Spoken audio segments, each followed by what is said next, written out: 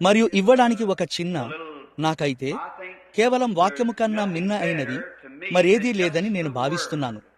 వినుట వలన విశ్వాసం కలుగును, మరియు అది దేవుని యొక్క వాక్యము వినుట వలనై ఉన్నది. బుధవారాల్లో మరియు బహుశా ఆదివారాల్లో, ఆదివారపు ఆరాధనలో ఏదో ఒక దానిలో కాపరికి కొంచెం విశ్రాంతి ఇచ్చెదము.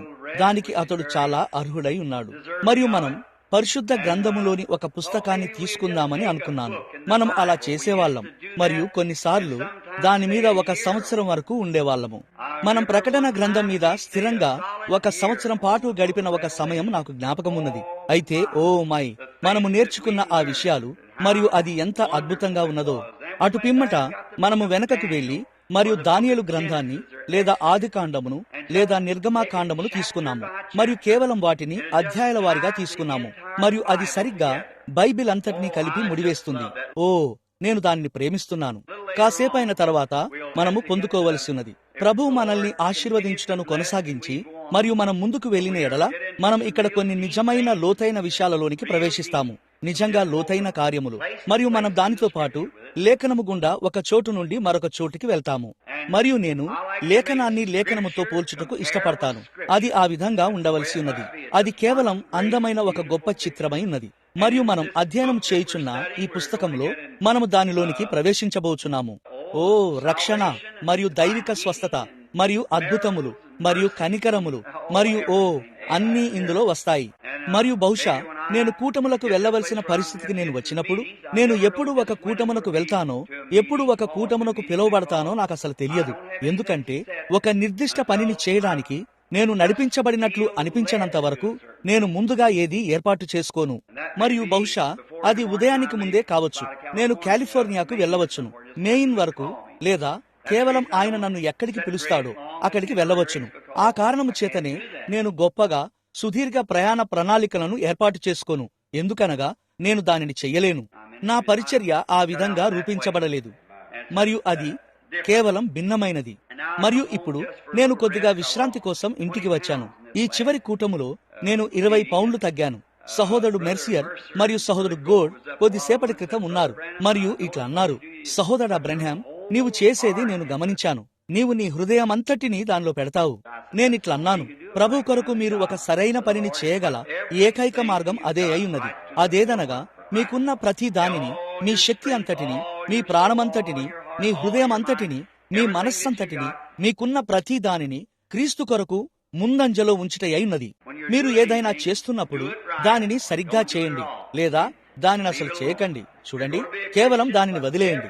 మీరు ఒక క్రైస్తవునిగా ఉండబోచున్న ఎడల మీరు కలిగి ఉన్న ప్రతి దానిని క్రీస్తు కొరకు వెచ్చించండి, అనగా మీ సమయం, మీ ప్రతిభ, మీకున్న ప్రతిదీ. నేను ఈ యువకుడిని ఇప్పుడే గమనిస్తున్నాను. అక్కడ పాట పాడుతూ వాయిద్యాన్ని వాయిస్తున్న ఆమె నీ భార్య కదా, సహోదరుడా బర్న్స్, ఆ యువజంట. మరియు అది ఒక పియానో కాదు, అది ఒక ఆర్గన్ కూడా కాదు, కానీ అది ఏదో ఒక రకమైన వాయిద్యమై ఉన్నది. వారు దానిని పట్టుకొని వాయిస్తూ మరియు ప్రభు కొరకు ఏదో ఒకటి చేస్తుంటారు. బహుశా మీరు అలా చేస్తూ మరియు పాడుచు అట్లు ఆత్మలను గెలుచుదురు. అదేమైనా గాని ఏదో ఒకటి చేయండి. ఒకవేళ మీరు ఈల వేయగలిగితే సరి, ఈల వేయండి. ఏదో ఒకటి చేయండి. కేవలం సాక్ష్యం ఇవ్వండి, లేదా దేవుని రాజ్యము కొరకు ఏదైనా చెయ్యండి. మీరు ఏది కలిగి ఉన్నా దానిని దేవుని సేవలో ఉపయోగించండి. ఇప్పుడు మేము ఎక్కువసేపు ఉండడానికి ప్రయత్నించడం లేదు, ఎందుకనగా మీరు పని చేస్తారని నాకు తెలుసు. మీరు ప్రొద్దున్నే లేవవలసి ఉన్నది, మరియు నేను ప్రతి ఉదయం ఉడతల వేటకు వెళ్ళుచున్నాను. నేను మీకు నిజం మాత్రమే చెబుతాను, నేను చేస్తున్నది అదే అయి ఉన్నది. అందునిమిత్తమే నేను ఇంటికి వస్తాను, కొంచెం విశ్రాంతి తీసుకోవడం కోసమే. మరియు కావున నేను దాదాపు 4 గంటలకు లేచి అడవికి వెళ్లి మరియు కొద్దిగా వేటాడి మరియు పిమ్మట నిద్రపోచున్నాను. మరియు నేను ఆ బరువులో కొంత భాగాన్ని తిరిగి పొందుచున్నాను. తద్వారా నేను కొంత సమయం తర్వాత విశ్రాంతి తీసుకుంటాను, ప్రభు చిత్తమైతే. మరియు ప్రతిదీ బాగానే ఉంది. సరే, ఇప్పుడు మేము మీ పరిశుద్ధ గ్రంథములను ఇవ్వబోచున్నాము. మీరు ప్రతి రాత్రి మీ బైబిల్ గ్రంథములను తెచ్చుకోవాలని నేను కోరుచున్నాను. మీరు అలా చేయగలరు. ఎవరికైనా కొన్ని లేని ఎడల, చదువుచున్నప్పుడు ఎవరైనా అనుసరించాలనుకున్న ఎడల, మేము ఇక్కడ కొన్నిటిని కలిగి ఉన్నాము. ఆ ద్వారపాలకులలో కొందరు వాటిని అందజేస్తారు. ఎవరికైనా ఒకటి కావాలా? సరే, కేవలం మీ చేయి పైకెత్తండి. సహోదరు డాక్ ఇక్కడికి వచ్చి మరియు ఈ బైబిళ్లను తీసుకుంటాడేమోనని ఆశ్చర్యపోవచ్చున్నాను. మీరు మరియు సహోదరు బర్న్స్ అక్కడ దగ్గరగా నిలబడి ఉన్నారు. అది నిజమేనా బర్న్స్? అతడిట్లు చెప్పడం విన్నాను. ఏమిటి? కాన్రాడ్. నేను అతన్ని పిలిచాను. సహోదరుడు నెవిల్, బహుశా నాకు వినికిడి తగ్గుతుంది కావచ్చు. బర్న్స్ అనే పేరును నేను ఎలా మొదట వినగలిగాను? ఆ మనిషి యొక్క ముఖం నాకు తెలుసు, మరియు కేవలం నేను అతని పేరును పిలవలేకపోయాను. మరియు మీకు తెలుసా, మీకు కొంచెం వయస్సు పెరుగుతున్న కొద్దీ నేను ఒక విషయం కనుగొన్నాను. ఈ బైబిల్ చదవడం నాకు చాలా కష్టంగా ఉన్నది. మరియు బైబిల్ చదవడానికి కళ్లద్దాలు ధరించవలసి ఉండటం గురించి ఆలోచించడం అంటేనే నాకు అసహ్యం. కానీ ఈ మధ్యనే నేను గుడ్డివాడనవుచున్నానని నేను అనుకున్నాను, మరియు నేను శ్యామ్ ని చూడటానికి వెళ్ళాను. మరియు శ్యామ్ ఇట్లా అన్నాడు, నాకు తెలియదు బిల్, ఇట్లు చెప్పాను, నేను నీ కొరకు ఎవరైనా వైద్య నిపుణుడితో సమయం తీసుకుంటాను. నేను లూయివిల్ కు వెళ్ళాను. అది ప్రభు యొక్క చిత్తమై ఉంటుంది. ఒక ప్రసిద్ధమైన నిపుణుడు, నేనిప్పుడు అతని పేరు మర్చిపోయాను, అయితే అతడు నా పుస్తకం చదివాడు. మరియు అతనిట్లు చెప్పాడు, నీవు ఎప్పుడైనా తిరిగి ఆఫ్రికాకు వెళ్తే నేను నీతో కూడా రావాలని కోరుచున్నాను. అతను చెప్పాడు, మరియు నీవు గనక ఆ ఆఫ్రికా ప్రజలు నిన్ను ప్రేమిస్తారు. మరియు ఇట్లన్నాడు, వారు చాలా మూఢనమ్మకస్తులు, ముఖ్యంగా ఒక కత్తితో కోయబోనప్పుడై ఉన్నది. కావున ఇట్లన్నాడు, కంటి శుక్లాలు మరియు అట్టి విషయముల యొక్క శస్త్రచికిత్సల కోసం నా జీవితంలో 6 నెలలు ఇవ్వగోర్చున్నాను ఆ పరిచర్యలో.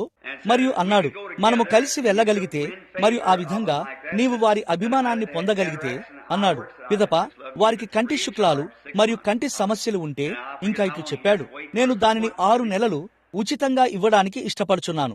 మరియు మీరు అతన్ని సంప్రదించడానికి అతని సమయం కొరకు ఎంతకాలం వేచి ఉండాలో నాకు గుర్తులేదు. మరియు మేము ఒక చిన్న గదిలో కూర్చుని ఉన్నాము, మరియు అక్కడ ఆ చీకటి గదిలో ఒక చిన్న ఎర్రని కాంతి వచ్చి ఉన్నది. అంతెందుకు, నేను ఆ అక్షరాలను చదవగలిగాను. అది 20-20 అని చెప్పుచున్నది. నేను దానిని ఎలాగైనా చదవగలిగాను. మరియు అతను దానిని 15-15 పై ఉంచాడు, మరియు నేను దానిని చదవగలిగాను. మరియు పిమ్మట 10-10 పై ఉంచాడు, మరియు నేను దానిని చదవగలిగాను. అతను చెప్పాడు, సరే, మీ కళ్ళలో పెద్దగా లోపమేమీ లేదండి. అయితే అతని వద్ద ఒక చిన్న టెలిస్కోప్ ఉన్నది. అతను అక్కడ వెనుక ఒక చిన్న పరికరమును ఉంచాడు. మీకు తెలుసా, ఒక చిన్న వస్తువు. ఆ పాత టెలిస్కోపులు, అవి ఎంతమందికి గుర్తున్నవి? మనం వాటి ద్వారా చూసేవాళ్ళం, కేవలం అలా పటములను చూసేవాళ్ళము. మరియు అతడిట్లన్నాడు, మీరు దానిని చదవగలరా? నేనిట్లు చెప్పాను, అవునయ్యా. అతను చెప్పాడు, దానిని నా కొరకు చదవండి. దానిలో దాదాపు ఆ మాత్రం ఉన్న ఒక మొత్తం పేరా ఉన్నది. నేను దానిని చదవడం ప్రారంభించాను. అతడు దానిని అలా పైకి లాగడం ప్రారంభించాడు. అది నెమ్మదిగా మరియు నెమ్మదిగా వచ్చింది. అతను దానిని అలా తీసుకొచ్చాడు. నేను ఆగిపోయాను. అతను చెప్పాడు, నేను నీకు ఒక విషయమును చెప్పగలను. నీకు 40 ఏండ్లు దాటినవి. నేను చెప్పాను, అవును, అది నిజమే. దానిని దాటి చాలా కాలం అవుతుంది. అతను చెప్పాడు, నీవు దీన్ని ఎలా చేశావు? అతడిట్లన్నాడు, సహజంగా మానవ నేత్రము మీకు 40 ఏండ్లు వచ్చినప్పుడు మీ జుట్టు నెరిసినట్లుగా మరియు అటువంటి వాటి వల్లనే మీ కనుగుడ్లు కూడా మసకబారును. ఇంకా ఇట్లు చెప్పాను, ఇప్పుడు మీరు చాలా కాలం జీవించినట్లయితే అది మళ్లీ తిరిగి వస్తుంది. అతను చెప్పాడు, దానిని 2వ దృష్టి అని వారు అంటారు. కానీ ఇట్లన్నాడు, దాదాపు 40 సంవత్సరాల వయస్సు గల ఒక మానవుడు అవి నిజానికి ఇట్లు చెప్పాడు, వారి కళ్ళలో లోపమేమీ లేదు. నేను నేల మీద పడి ఉన్న ఒక వెంట్రుకను కూడా చూడగలను. దానిని నా నుండి తీసివేయగలను, కానీ నా దగ్గరకు. మరియు అతను చెప్పాడు, ఇప్పుడు నీవు నీ బైబిల్ చదువుతావు. ఇంకా ఇట్లన్నాడు, నీవు దానిని నీ నుండి దూరంగా ఉంచుతావు. ఇలా అన్నాడు, కొంతకాలం తర్వాత మీ చేయి తగినంత పొడవు ఉండదు. దానిని పట్టుకొనుటకు చాలినంత దూరంగా నీవు దానిని చాపలేవు. అందువలన అతను నాకు ఒక జత కళ్లద్దాలు చేశాడు, మరియు దానిలో దిగువ భాగము అది చదువుట కొరకై ఉన్నది. అతను చెప్పాడు, ఇప్పుడు నీవు నీ యొక్క వేదికపై, మీకు తెలుసా, ఇక్కడ ఉన్న గౌరవప్రదమైన బోధకులలో నేను ఒకడినని అతను అనుకున్నాడు. మరియు కావున ఇలా అన్నాడు, పై భాగము సాధారణ గాజు అద్దమై ఉన్నది, సాధారణ గాజు మాత్రమే. మరియు మీకు తెలుసా, దగ్గర నుండి నేను అలా చదవగలుగునట్లు ఆ దిగువ భాగములో ఒక రకమైన వంపు ఉన్నది. కావున నేను అసలు వాటిని ధరించుటకు అసహించుకుంటాను. అవును. మరియు ఇప్పుడు బైబిల్ బోధనలో మరి నేను ఈ రాత్రికి క్రొత్త నిబంధనను కలిగి ఉన్నాను. కావున అది నాకు కాలిన్స్ క్రొత్త నిబంధనను కలిగి ఉన్నాను, మరియు అది మంచి పరిమాణ ముద్రణను కలిగి ఉన్నది. కానీ ఇప్పుడు నేను మరొక దానిలోనికి తిరిగి వచ్చినప్పుడు బహుశా నేను ఆ పాత ప్రియమైన వాటి వద్దకు వెళ్లి మరియు వాటిలో నుండి చదవవలసి ఉంటుంది. అయితే అది ఏమైనప్పటికీ నేను ఇంకా చదవగలుగుటకు నేను ఏదో ఒక దానిని కలిగి ఉన్నందుకు నేను సంతోషిస్తున్నాను. మరియు నేను దేనిని కలిగి ఉన్నా గాని దేవుని మహిమ కొరకు నేను ఇవ్వగలిగిన దానంతటినీ ప్రతి ఒక్కరికి ఇవ్వబోచున్నాను. అతను ఆ వయస్సు గుర్తును తీసివేస్తాడని ఆశిస్తున్నాను. నా వయస్సును దూరం చేయమని నేను ఆయనను అడగలేను. అవును, మనమందరం చేయవలసిన ఒక్క విషయము, మనము దాని గుండా వెళ్ళవలసి ఉన్నది. మరియు నేను ఒకప్పటి వలె ఇక్కడ వేదికపై నిలబడిన ఒక చిన్న పిల్లవాణ్ణి కాదని నాకు తెలుసు. నాకు 48 ఏండ్లు. మరియు కేవలం ఆలోచించండి సహోదర మైక్, మరో 2 ఏండ్లలో 50 ఏండ్ల వాణ్ణవుతాను. దానిని నేను నమ్మలేకపోతున్నాను. నేను కేవలం 2 ఏళ్ల క్రితం వరకు నాకు 20 దాటినవన్న సంగతి నాకసలు తెలియదు. అది నిజము, అది నిజము. నేను దానిని నమ్మలేకపోయాను. ఇంకా నేను అద్దములో చూసే వరకు నమ్మడం నాకు కష్టంగా ఉండెను. మరియు అప్పుడు అది అట్లున్నదని నేను తెలుసుకున్నాను. కానీ కేవలం చూడటానికైతే నేను నా జీవితంలో ఎన్నడూ అనుభవించినంత మంచి అనుభూతిని పొందుచున్నాను. మరియు నేను దానికి కూడా కృతజ్ఞుడనై ఉన్నాను. సకల స్తోత్రములు దేవునికే కలుగునుగాక. ఇప్పుడు మనము హెబ్రీల గ్రంథమును అధ్యయనం చేస్తున్నాము. ఇది బైబిల్లోని అత్యంత లోతైన, అత్యంత సంపన్నమైన గ్రంథములలో ఒకటి. నేను మీకు చెప్పుచున్నదేమనగా, ఇది నిజంగా ఎలాంటి పుస్తకమంటే, దేవుడు అనుమతించి మరియు మనం దీనిలోనికి వెళ్లి చూసిన ఎడలా మనము అన్ని వేళలా దేవుని స్తుతిస్తూ కేకలు వేసేంతగా దీనిలో బంగారు మాటలను మనం కనుగొంటాము. మరియు ఇప్పుడు నేను హెబ్రీ పత్రిక అనేది ఇది నిజంగా ఏమిటనగా, ఇది పరిశుద్ధ పౌలు చేత వ్రాయబడినదని భావించబడుతుంది. అతడు మన ప్రభువైన యేసుక్రీస్తుకు వెలుపల ప్రపంచం కలిగి ఉన్న ఒక గొప్ప పరిశుద్ధ గ్రంథ విశదకర్త అయి ఉన్నాడు. మరియు పౌలు వేరు చేస్తున్నాడు.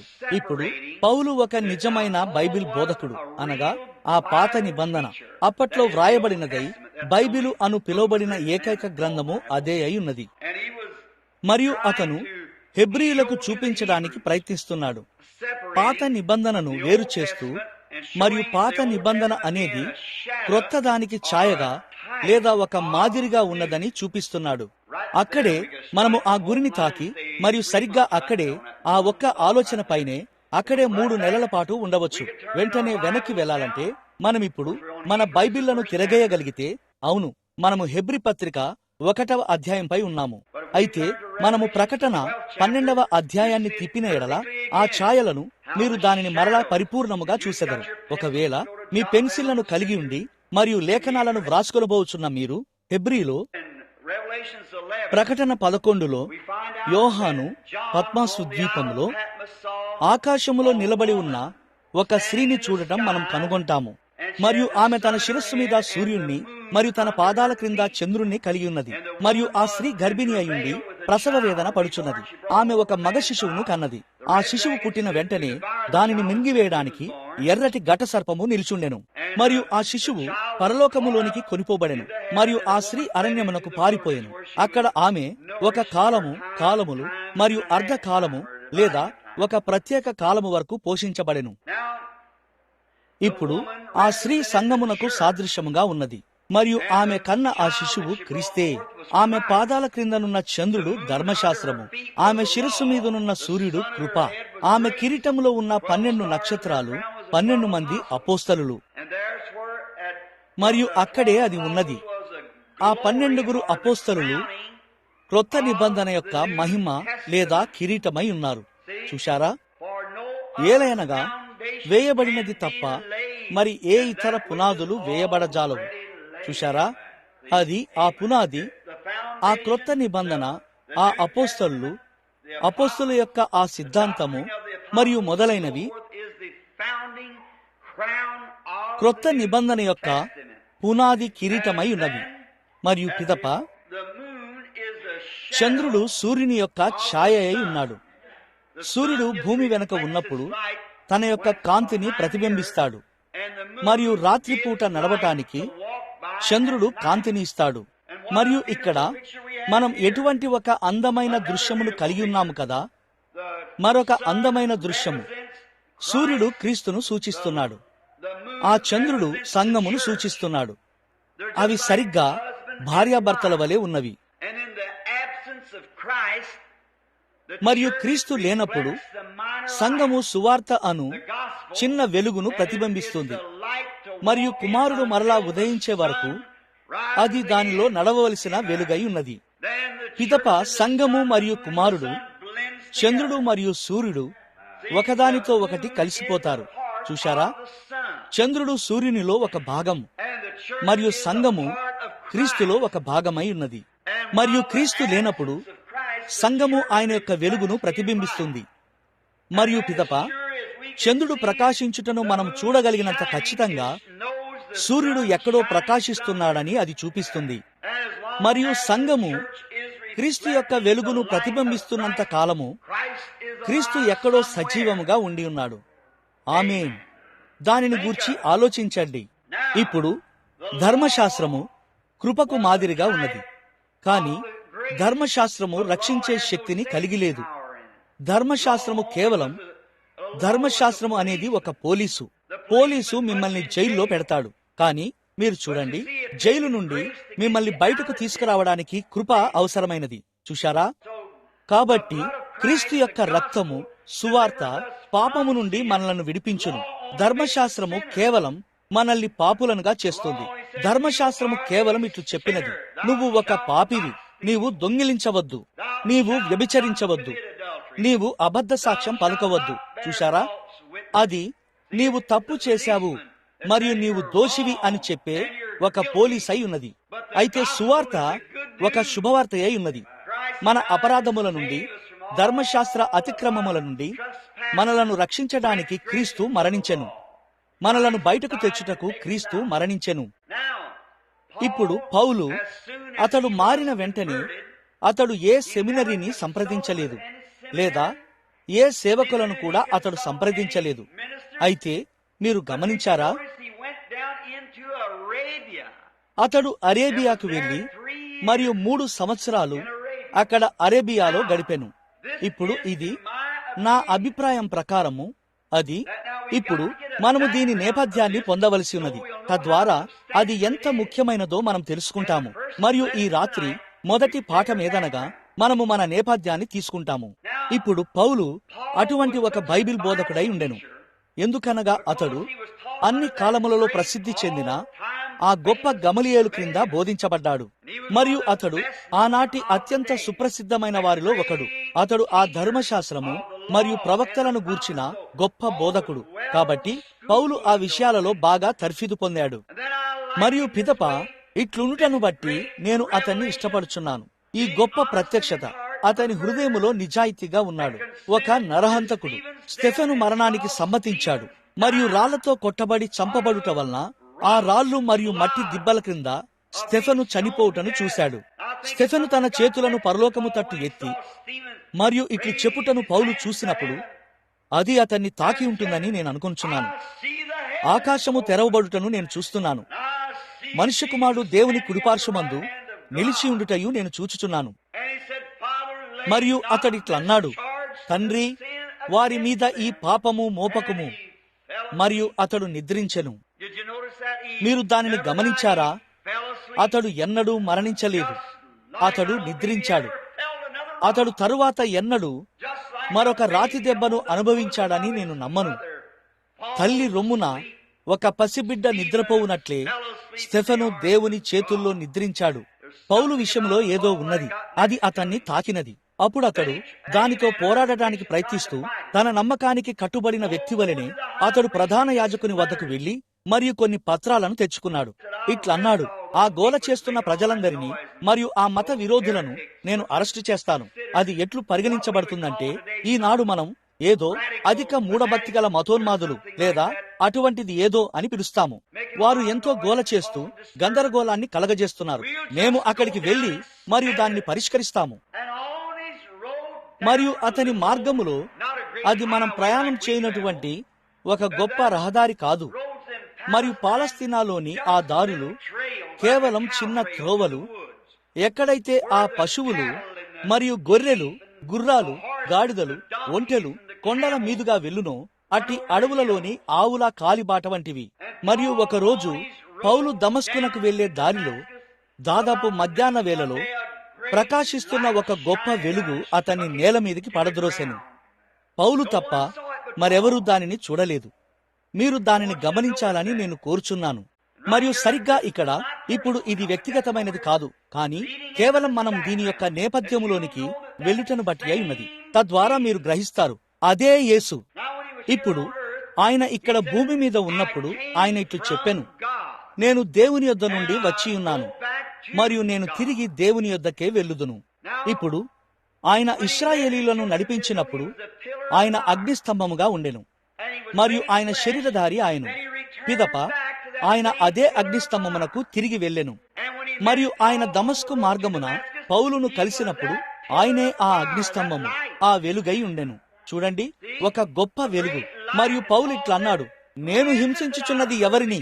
ఆయన ఇట్లు చెప్పెను, నీవు హింసించుచున్న యేసును, ఆ వెలుగు. ఓ, ఆయన అద్భుతమైన వాడు కాడా? మరియు ఈ రాత్రి ఆయన ఇక్కడ ఉన్నాడు, సరిగ్గా ఇక్కడ మనతో ఉన్నాడు. సరిగ్గా అక్కడే ఆయన ఫోటో తీయబడెను. అదే కార్యము. చూడండి, అగ్నిస్తంభము, వెలుగు. ఆయన ఎట్లు ఉండెనో సరిగ్గా అట్లే నిన్న, నేడు మరియు నిరంతరము ఒక్కటే రీతిగా ఉన్నాడు. ఇప్పుడు అతనితో కూడా ఉన్న మనుష్యులు ఆ వెలుగును చూడలేదు, కానీ అది అదే విధంగా అక్కడ ఉన్నది. ఫలితాలు ఒకే రీతిగా వచ్చాయి. ఇప్పుడు ఈ భవనంలో ఎవరైనా క్రీస్తును చూడగలిగి మరియు ఇంకెవ్వరూ ఆయనను చూడలేకపోతే అన్నది సాధ్యమేనా? నిశ్చయంగా అది అక్కడ జరిగినది. ఒక రాత్రి పేతురు చెరసాలలో ఉన్నప్పుడు కూడా అది జరిగినది. మరియు ఆ వెలుగు చెరసాలలోనికి వచ్చి మరియు పేతురును తాకెను. మరియు లోపటి కావలిని బయటి కావలిని దాటుకొని ఆ ద్వారము అనగా ఆ ముఖద్వారమును దాటి మరియు నగర ద్వారమును దాటి వెళ్ళెను. పేతురు, నేను కలగంటున్నానేమో అని అన్నాడు. అయితే అతడు చుట్టూ చూశాడు, కాని ఆ వెలుగు వెళ్ళిపోయాను. అది క్రీస్తు, ఆ నిత్యమైన శాశ్వతమైన వెలుగు. ఆయన అక్కడ ఉన్నాడు ఇప్పుడు ఆ దారిలో. మరియు చూడండి, మరొక విషయం, మనము దీని గురించి మాట్లాడినట్లయితే అది ఇప్పుడే నా మనసులోకి వచ్చినది. అయితే భారతదేశం నుండి ఆ నక్షత్రమును వెంబడించిన ఆ తూర్పు దేశపు జ్ఞానులు నెలలు తరబడి లోయలు మరియు ఎడారుల గుండా వచ్చుచుండిరి. నక్షత్ర పరిశోధనా శాలలను దాటివచ్చిరి. మరియు వారు రాత్రి వేళను నక్షత్రాల ద్వారా గమనించేవారు. మరియు ఆ జ్ఞానులు తప్ప ఏ చరిత్రకారుడైనా లేదా మరెవరైనా ఎన్నడైనా ఆ నక్షత్రాన్ని చూసినట్లు ప్రస్తావించలేదు. దానిని చూడటం వారి కొరకు మాత్రమే ఉద్దేశించబడినది. కాబట్టి మరొకరు చూడలేని విషయాలను మీరు చూడవచ్చు. మీకైతే అదొక వాస్తవమై ఉన్నది, అతనికైతే వారు దానిని గ్రహించరు. సరిగ్గా ఒక మార్పు వలె ఉన్నది. నీవు మార్పు నుండి మరియు దేవుని ఆశీర్వాదాలను ఆనందించుచు సరిగ్గా దేవుని దీవెనలను త్రాగుచుండవచ్చును. మరియు నీ ప్రక్కన కూర్చున్న తదుపరి వ్యక్తి ఇట్లా అనవచ్చును, నాకు అసలు ఒక్క విషయం కూడా కనబడలేదు. చూశారా, అది అంతే. నాకు అసలు అది అర్థం కావడం లేదు. అదంతా దేని గూర్చియో నేను చూడటం లేదు. సరి, అతడు అసలు దానిని గ్రహించుటలేదు. అదంతే, నీవు ఎక్కడ ఉన్నావన్న దానిని. ఇప్పుడు గమనించండి, పౌలు తన దారిలో ఉన్నాడు మరియు ఈ గొప్ప అనుభవం అతనికి జరిగిన వెంటనే ఇప్పుడు అతను సంతృప్తి చెందలేదు. పౌలును అంత మంచివానిగా చేసినది అదే. ఇప్పుడు ఈ రాత్రి మన పాఠము లోతైనదేమీ కాదు, ఇది లోతులేని పాఠం. కానీ మనము కొంత సమయం తర్వాత లోతుగా వెళ్తాము. కానీ ఇది చాలా లోతులేని పాఠమై ఉన్నది. అయితే ఇది ప్రారంభం మాత్రమే. మరియు ఇది ఏమిటనగా, ఇది యేసుక్రీస్తును హెచ్చించుచున్న ఒక విషయమై ఉన్నది. ప్రారంభించుటకు పౌలు మరియు అతడు దీనిని చేయుటకు ముందు పౌలు ఒక బైబిల్ పండితుడై ఉన్నాడు. మరియు ఒక బైబిల్ పండితుడు తన సిద్ధాంతాన్ని అనుభవాల మీద ఎన్నటికీ ఆధారపడనీయడు.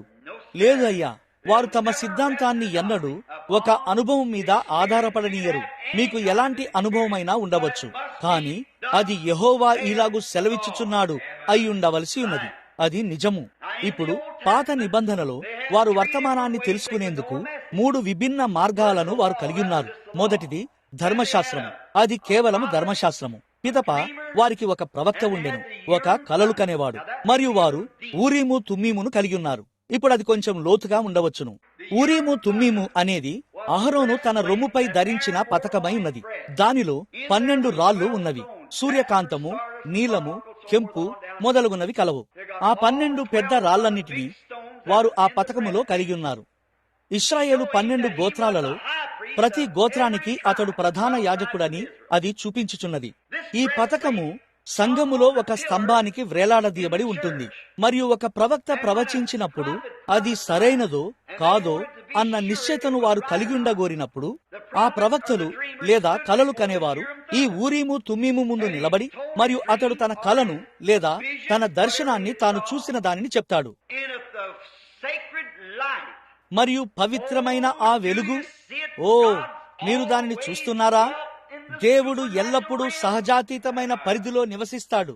ఈ స్వరము బయలు వెళ్లే వరకు ఆ కాంతుల యొక్క మిశ్రమము కేవలము సహజమైనవే. మరియు ఆ స్వరము ఆ రాళ్లను తాకినప్పుడు అది సహజాతీతమైనది కానిచో అది నిశ్చలమైపోతుంది. అయితే అది సహజాతీతమైనది అయినచో ఆ కాంతులన్నీ కలిసి వర్షధనుస్సు రంగును ప్రతిబింబిస్తాయి. ఆమేన్. అప్పుడు అది దేవుడు మాట్లాడుటయ్యున్నది. అతడు నా ప్రవక్త, లేదా ఆ కళ నా యొద్ద నుండి వచ్చినది. ఆ ఊరీము తుమ్మీము ప్రకారం వారు తీర్పు తీరుస్తారు. సౌలు పడిపోయినప్పుడు జ్ఞాపకమున్నదా? అతడు ఒక కలను కనలేకపోయాడని అతడు చెప్పాడు. మరియు ప్రవక్త అయిన సమూయేలు మరణించెను మరియు ఎటువంటి మార్గము లేకుండెను. అతడి అన్నాడు, ఊరీము కూడా నాతో మాటలాడలేదు. ఏమీ లేదు. సౌలు ఊరీము ముందు నిలబడ్డాడు మరియు అతని మాటలు చచ్చుబడిపోయాయి. చూశారా? దేవుడు అతన్ని తిరస్కరించాడు. మరియు ఆ ఊరీము తుమ్మీము అది అహరోనుకు తన యాజకత్వం యొక్క నిర్ధారణ అయి ఉన్నది. అహరోను వెళ్లిన తరువాత మోషే ఆ పతకము స్తంభానికి వ్రేలాడదీయబడి ఉన్నది. ఇప్పుడు యేసు మరణించినప్పుడు అహరోను సంబంధమైన యాజకత్వము ఆగిపోయినది. మరియు ఇప్పుడు కృప నుండి ధర్మశాస్త్రాన్ని వేరు చేస్తూ మనము ఇంకను ఒక ఊరీము తుమ్మీమును కలిగి ఉన్నాము. మరియు పౌలు దానిని ఉపయోగిస్తున్నాడు. చూశారా? దేవుని యొక్క అక్షయమైన, నిత్యమైన, శాశ్వతమైన వాక్యమే నేటి ఊరీము తుమ్మీము. చూశారా? ఎట్లనగా ఈ గ్రంథము నుండి ఎవరైనా దేనినైనా తీసివేసినా లేదా దీనికి మరి దేనినైనా కలిపినా దీనికి వెలుపలున్నదేది నాకు అవసరం లేదు, కానీ అది కలిగినదంతా నాకు కావలను. అలాంటి సంఘము మనకు కావలను. మరియు అన్ని విషయాలు వాక్యము ద్వారానే నిరూపించబడాలి. ఆ కారణము చేతనే నేను ఇటీవల కాలములో పెంతుకోస్తు ప్రజల మధ్య విఫలమయ్యాను. ఎందుకనగా ఇట్లు చెప్పుచుండేవాణ్ణి, మీ చేతుల నుండి నూనె కారుట లేదా మీ ముఖం నుండి రక్తము కారుట అనేది మీరు పరిశుద్ధాత్మను కలిగి ఉన్నారనుటకు ఒక సూచనగా ఎక్కడ ఉన్నదో నేను గ్రహించలేకున్నాను. అది లేఖనానుసారమైనది కాదు మరియు నేను దానిని తీసుకోలేకపోయాను. అది వాక్యము నుండి రావలసి ఉన్నది. మరియు ఇప్పుడు పౌలు అతడు కేవలం వాక్యాన్ని ప్రేమించాడు. కావున తాను పొందుకున్న ఈ అనుభవాన్ని గూర్చి ఎన్నడైనా అతడు సాక్ష్యమిచ్చుటకు ముందే అతడు 3 సంవత్సరాల వరకు ఐగుప్తునకు వెళ్ళెను. అది 3 సంవత్సరాలు అని నేను నమ్ముచున్నాను. ఐగుప్తులో 3 సంవత్సరాలు. మరియు అతడు ఏమి చేశాడని నేను నమ్ముచున్నానో మీకు తెలుసా? అతడు పాత నిబంధనను తీసుకొని మరియు పాత నిబంధనను పరిశీలించి మరియు అది నిజంగా సంపూర్ణంగా మెస్సయా అని అతడు కనుగొనని నేను నమ్ముచున్నాను. అతడు తన అనుభవాన్ని బైబిలు ద్వారా నిరూపించవలసి ఉండెను. ఆమేన్. Oh my. అతడు చెరసాలలో ఉన్నప్పుడు అతన్ని చూడండి.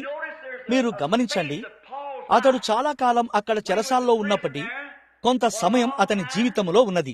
అతడు ఎఫెసీ పుస్తకాన్ని వ్రాశాడు. అతడు ఈ హెబ్రీ పత్రికను వ్రాశాడు. చూశారా? అతనికి సమయం దొరికినది. దేవుడు అతన్ని అక్కడ ఒక చెరసాలలో ఉంచెను మరియు అతడు సంఘములకు ఈ పత్రికలను వ్రాశాడు.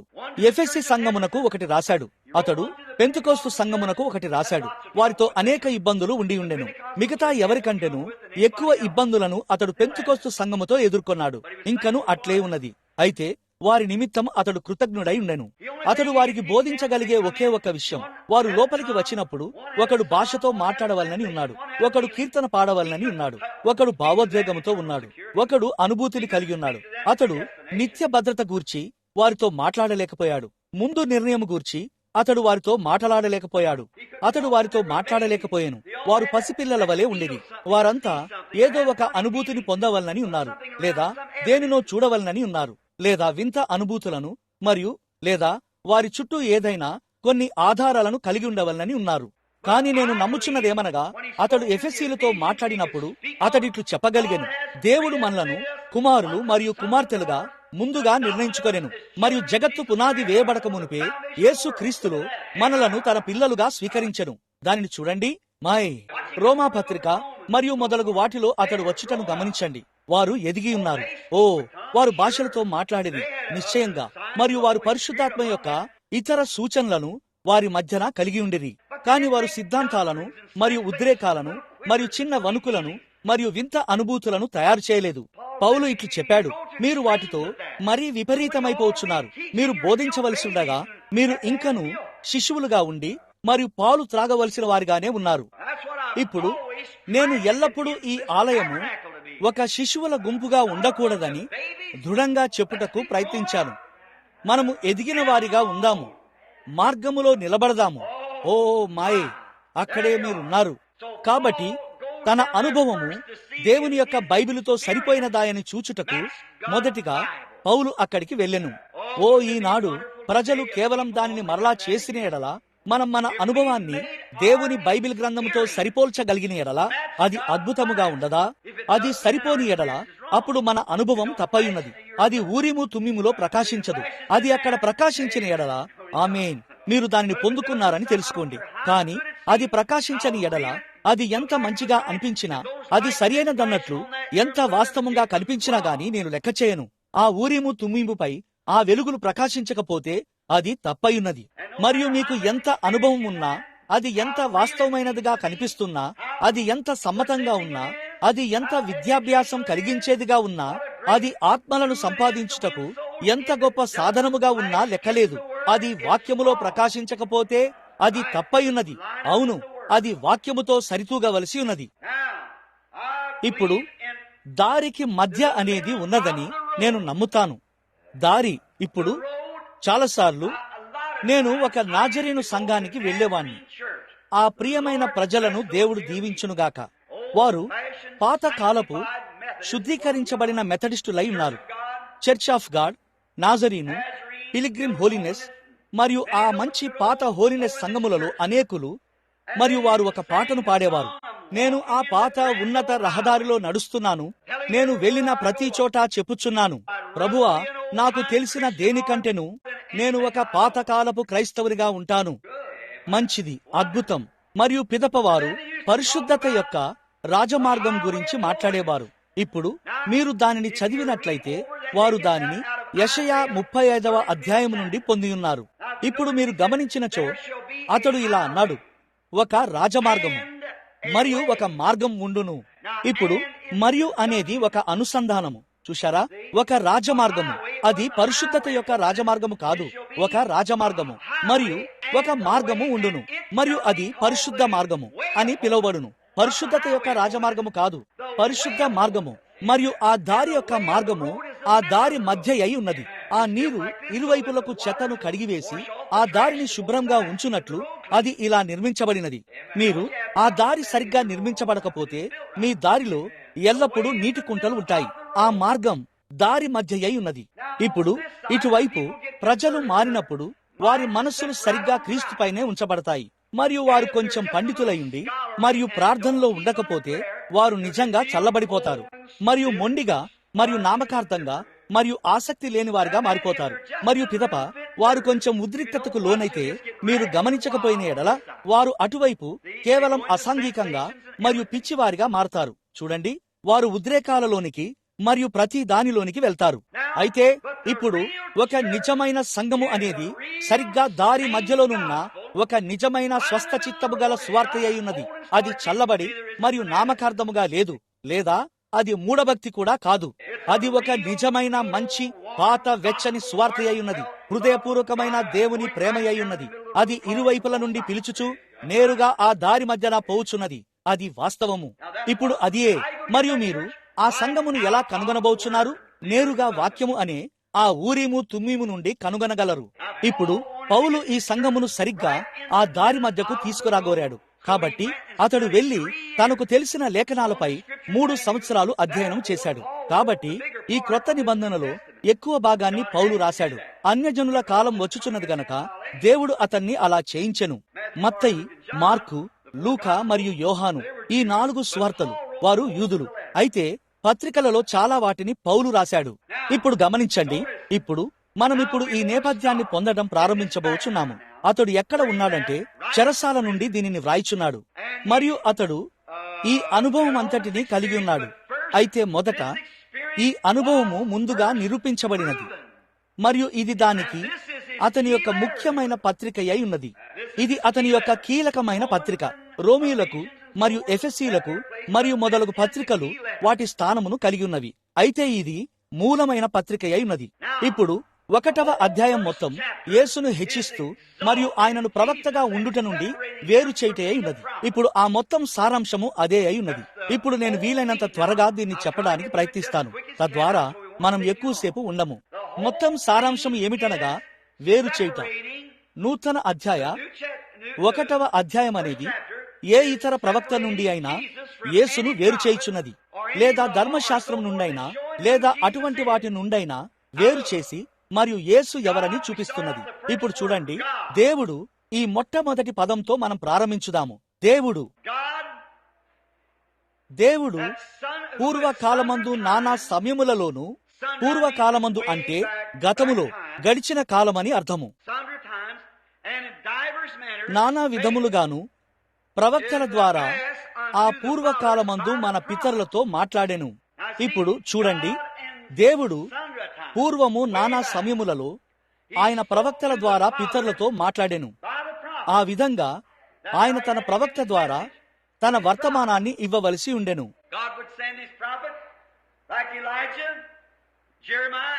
ఏలియా, ఇర్మియా, యెషయాల వలె దేవుడు తన ప్రవక్తను పంపును. మరియు మీరు గమనించినచో ప్రపంచ చరిత్రంతటిలో ఎన్నడూ సంఘము ఒక ప్రవక్తను ఉత్పత్తి చేయలేదు. పాత నిబంధనలో, క్రొత్త నిబంధనలో, లేదా ఈ దినమున, ఈ అంత్య దినములో కూడా పరిశోధించండి. ఈ అంత్య దినమున ఏ ప్రవక్త అయినా సంఘము నుండి లేచాడేమో నాకు చూపించండి. ఒక్కరైనా బయటకు వచ్చారేమో నాకు చూపించండి. మరియు ఒక ప్రవక్తను, ఒక నిజమైన దేవుని సేవకుడిని, ఈ ప్రపంచములోని మతపరమైన వ్యవస్థ అతన్ని ఖండించినటువంటి ఒక్క సమయమును నాకు చూపించండి. దాని గూర్చి ఆలోచించండి. ఇర్మియా, యెషయా ఆ పాత నిబంధన గుండా వచ్చిన వారందరినీ వారు ఖండించారు. యేసు చెప్పాడు, మీరు ప్రవక్తల సమాధులను అలంకరించి వాటిని తెల్లగా చేసి మరియు వాటిని అక్కడ ఉంచారు. అది నిజము. సంఘము దానిని కొనసాగిస్తూనే ఉన్నది. పరిశుద్ధ ప్యాట్రిక్ ని చూడండి. అతడు మీవాడని కేథలిక్ ప్రజలైన మీరు చెప్పుకుంటారు. అతడు కూడా నాలాగే అసలు కేథలిక్ కానే కాదు, అది నిజం. కాని మీరు అతన్ని మీవాడని చెప్పుకొనుచున్నారు. అసిసి యొక్క పరిశుద్ధ ఫ్రాన్సిస్ ని చూడండి. అతడు మీవాడే అని చెప్పారు. అతడు కూడా నాలాగే అసలు కేథలిక్ కానే కాదు. జోనా ఫార్క్ ని చూడండి. ఆమె దర్శనాలను చూసేది మరియు ఆత్మ సంబంధి కనుక మీరు ఆమెను ఒక మంత్రగత్తె అని ఒక కట్టెకు కట్టి కాల్చివేశారు. ఆమెను ఒక కొయ్యకు దహనం చేశారు. మరియు ఆ స్త్రీ దయ కోసం కేకలు వేయిచుండగా వారు ఆమెను ఒక కొయ్యకు కట్టి కాల్చివేశారు. దాదాపు 100 సంవత్సరాల తర్వాత ఆమె ఒక ప్రవక్తిని అని వారు కనుగొన్నారు. ఆమె ఒక దేవుని సేవకురాలు. ఓ అవును, మీరు ఒక పెద్ద ప్రాయశ్చితాన్ని చేశారు. మీరు యాజకుల దేహాన్ని త్రవ్వి మరియు వాటిని నదిలో విసిరేశారు. మీరు ప్రవక్తల సమాధులను అలంకరించి మరియు వాటిని అందులో ఉంచుచున్నారు. నిజంగా మతపరమైన వ్యవస్థ ఎన్నడూ ఒక్క దైవజనుని కూడా ఉత్పత్తి చేయలేదు, ఎప్పుడూ చేయలేదు, ఈ దినము కూడా లేదు మరియు ఎన్నటికీ చేయదు. సంస్థాగతమైన మతము అనేది ఎన్నడూ దేవుని యొక్క ఉద్దేశములో లేదు. ప్రపంచములోని అతి పురాతన సంస్థాగత సంఘము కేథోలిక్ సంఘము, రెండవది లూథరన్ సంఘము, ఆ తర్వాత జ్వింగ్లీ వచ్చెను, జ్వింగ్లీ తర్వాత కాల్విన్ వచ్చెను, కాల్విన్ తర్వాత ఆంగ్లికన్ వచ్చెను, ఆంగ్లో సాక్సన్లు వచ్చిరి, పిమ్మట ఆంగ్లికన్ సంఘము వచ్చెను. మరియు 8వ హెన్రీ రాజు అతడు తిరుగుబాటు చేసి మరియు అట్లు చేసిన తర్వాత వెస్లీ యొక్క మెథడిస్టు వారు మరియు నాజరిన్ వారు పిలిగ్రిమ్ హోలినెస్ వరకు మరియు చివరకు పెంతుకోస్తు వారు వచ్చిరి. వారంతా శాఖలుగా మారిపోయిరి. మరియు పరిశుద్ధ గ్రంథము స్పష్టంగా బోధిస్తున్నదేమనగా కేథలిక్ సంఘము అది ఒక చెడ్డ స్త్రీ అయి ఉన్నది మరియు ప్రొటెస్టెంట్ సంఘములు మరియు వారి సంస్థలు దాని కుమార్తెలై ఉన్నారు. ప్రకటన 17. అది ఖచ్చితంగా సరియే. కాబట్టి వారు ఇప్పుడు ప్రజలు కాదు. ఆ సంఘాలన్నిటిలో మంచి పరిశుద్ధమైన రక్షించబడిన ప్రజలు ఉన్నారు. కానీ దేవుడు తన ప్రజలను ఒక సంస్థ ద్వారా పిలవడు. ఆయన వారిని వ్యక్తిగతంగా పిలుస్తాడు. మీరు మెథడిస్టు అయినా, బ్యాప్టిస్టు అయినా, ప్రొటెస్టెంట్ అయినా మరియు కేథలిక్ అయినా, లేదా మీరు ఇంకా ఎలాంటి వారైనా, దేవుడు వ్యక్తులతో వ్యవహరిస్తాడు. దేవుడు జగత్తు పునాది వేయబడక ముందే నిన్ను ఎరిగి ఉన్నాడు మరియు నిన్ను నిత్య జీవమునకై ముందుగానే నిర్ణయించాడు. లేదా నీవు నిత్య నాశనానికి ముందుగానే నిర్ణయించబడి ఉన్నావు. నీవు నశించిపోవాలని, నీవు నశించాలని ఆయన సంకల్పము కాదు. అయితే ఆయన అనంతుడు గనక ఆయన ఆదిలోనే అంతమును ఎరిగి ఉండవలసి ఉన్నది. అలా కాకుంటే ఆయన దేవుడు కాడు. కావున యేసు ఎన్నడూ ఇట్లు చెప్పుటకు భూమి మీదకు వచ్చి ఉండలేదు. సరే, ఎవరైనా కనికరము గలవారు ఉంటారేమో నేను చూస్తాను. నేను ఒక కఠినమైన విధానములో క్రియ చేసి మరియు మరణించిన ఎడల బహుశా వారిట్లు తలంచవచ్చు. మంచిది, నేను అది వారి హృదయాలను ఒప్పింపజేయవచ్చు. మరియు వారు దేవుడు తన పనిని అలా నిర్వహించడు. యేసు ఒక ప్రత్యేకమైన ఉద్దేశము నిమిత్తము వచ్చెను. అది జగత్తు పునాదికి ముందే ఎవరు రక్షించబడతారని దేవుడు ఎరిగి ఉన్నాడో వారిని రక్షించుటకై ఉన్నది. ఆయన అట్లు చెప్పెను. అది నిజము. కాబట్టి మీరు పొందగోరు వాని వలనైనా ప్రయాసపడు వాని వలనైనా కాదు గాని కరుణించు దేవుని వల్లనే అగును. పౌలు దానిని చెప్పెను. అదే మనిషి ఇక్కడ చెప్పుచున్నాడు. అతడిట్లు చెప్పెను, ఏశావు లేదా యాకోబు పుట్టకముందే అని దేవుడు చెప్పగలుగుటకు కారణం అదే అయి ఉన్నది. ఆయన ఇట్లు చెప్పెను, నేను ఒకరిని ప్రేమించితిని మరియు మరొకరిని ద్వేషించితిని. ఆ అబ్బాయిలలో ఒక్కరైనా పుట్టకమునిపే ఏశావు ఒక నిజాయితీ లేని వ్యక్తి అని దేవునికి తెలుసు. మరియు యాకోబు అతడు తన జన్మ హక్కును ప్రేమించను అని ఆయన ఎరిగి ఉన్నాడు. కావున అసలు ప్రపంచము నిర్మించబడక ముందే దాని గూర్చి ఆయనకు తెలుసు. ఇప్పుడు దానిని గూర్చి ఎరిగి ఉన్న వ్యక్తి ఎవరో అని ఒక నిమిషములో మనం కనుగొనబోచున్నాము. ఈ అధ్యాయం దానిని కలిగి ఉన్నది. పూర్వము నానా సమయములలోను మరియు నానా విధములుగాను ప్రవక్తల ద్వారా మన పితరులతో మాట్లాడిన దేవుడు ఈ దినముల అంతమందు తన కుమారుని ద్వారా మనతో మాట్లాడెను. ఏమి చేసెను? ఈ దినముల అంతమందు ఆయన కుమారుని ద్వారా మనతో మాట్లాడెను. ఇప్పుడు అటువంటప్పుడు ఒక ప్రవక్త ఎట్లుంటాడని మీరు అనుకొనుచున్నారు? అలాగైతే ఈ దినము యొక్క ఒక ప్రవక్త మనకు ఉండునా? ఖచ్చితంగా ఆయన మన ద్వారా మాట్లాడతాడా?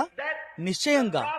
కాని అతడు పూర్వమందున్న ఆ ప్రవక్తలు యేసుక్రీస్తు యొక్క ఆత్మయై ఉన్నారు. ఇప్పుడు దానిని మనం సరిగ్గా అర్థం చేసుకుందాము. ఎందుకనగా అది సరిగ్గా నానుచున్నదని నేను అనుకోవడం లేదు. ఇప్పుడు ఇది ఆదివారపు బడిలాగానే ఉన్నది. కాబట్టి మనము దీనిని స్పష్టంగా తెలుసుకొనగోరుచున్నాము. చూశారా? గమనించండి, మోషేలో ఉన్న దేవుని ఆత్మను తీసుకుందాము. పరిపూర్ణంగా అది యేసుక్రీస్తుకి ముంగుర్తై ఉన్నది. పాత నిబంధనలోని పాత్రలన్నీయు సిలువను సూచిస్తున్నారు. మోషే సుందరినిగా జన్మించాడు. జమ్ము పెట్టెలో దాచబడి అతని తల్లిదండ్రుల నుండి దూరముగా తీసుకొని పోబడ్డాడు. మరి ఆ విధంగా జరిగెను. మరియు అతడు ఒక రాజు లేదా ఒక నాయకుడు, ధర్మశాస్త్రాన్ని తెచ్చినవాడు, మధ్యవర్తి, యాజకుడు. అతడు ఏమై ఉండెనో అదంతయు క్రీస్తును చూపించెను. యోసేపును చూడండి. తన తండ్రి ద్వారా ప్రేమించబడ్డాడు, తన సహోదరుల ద్వారా ద్వేషించబడ్డాడు, మరియు దాదాపు 30 వెండి నాణాలకు అమ్మివేయబడ్డాడు.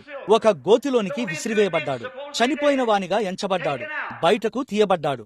అతని శ్రమలో పానదాయకుడు రక్షించబడ్డాడు మరియు భక్ష్యకారుడు నశించిపోయాడు.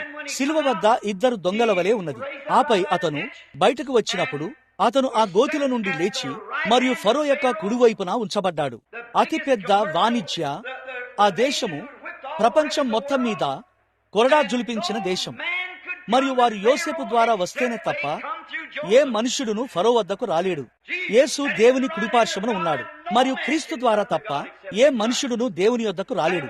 మరియు యోసేపు ఆ సింహాసనాన్ని విడిచిపెట్టి బయలుదేరినప్పుడు మనుషులు కేకలు వేస్తూ మరియు బూరలు ఊదుచు అతనికి ముందు వెళ్లేవారు. ఇట్లు చెప్పుచు బూరలు ఊదేవారు, మోకరించండి, యోసేపు వస్తున్నాడు.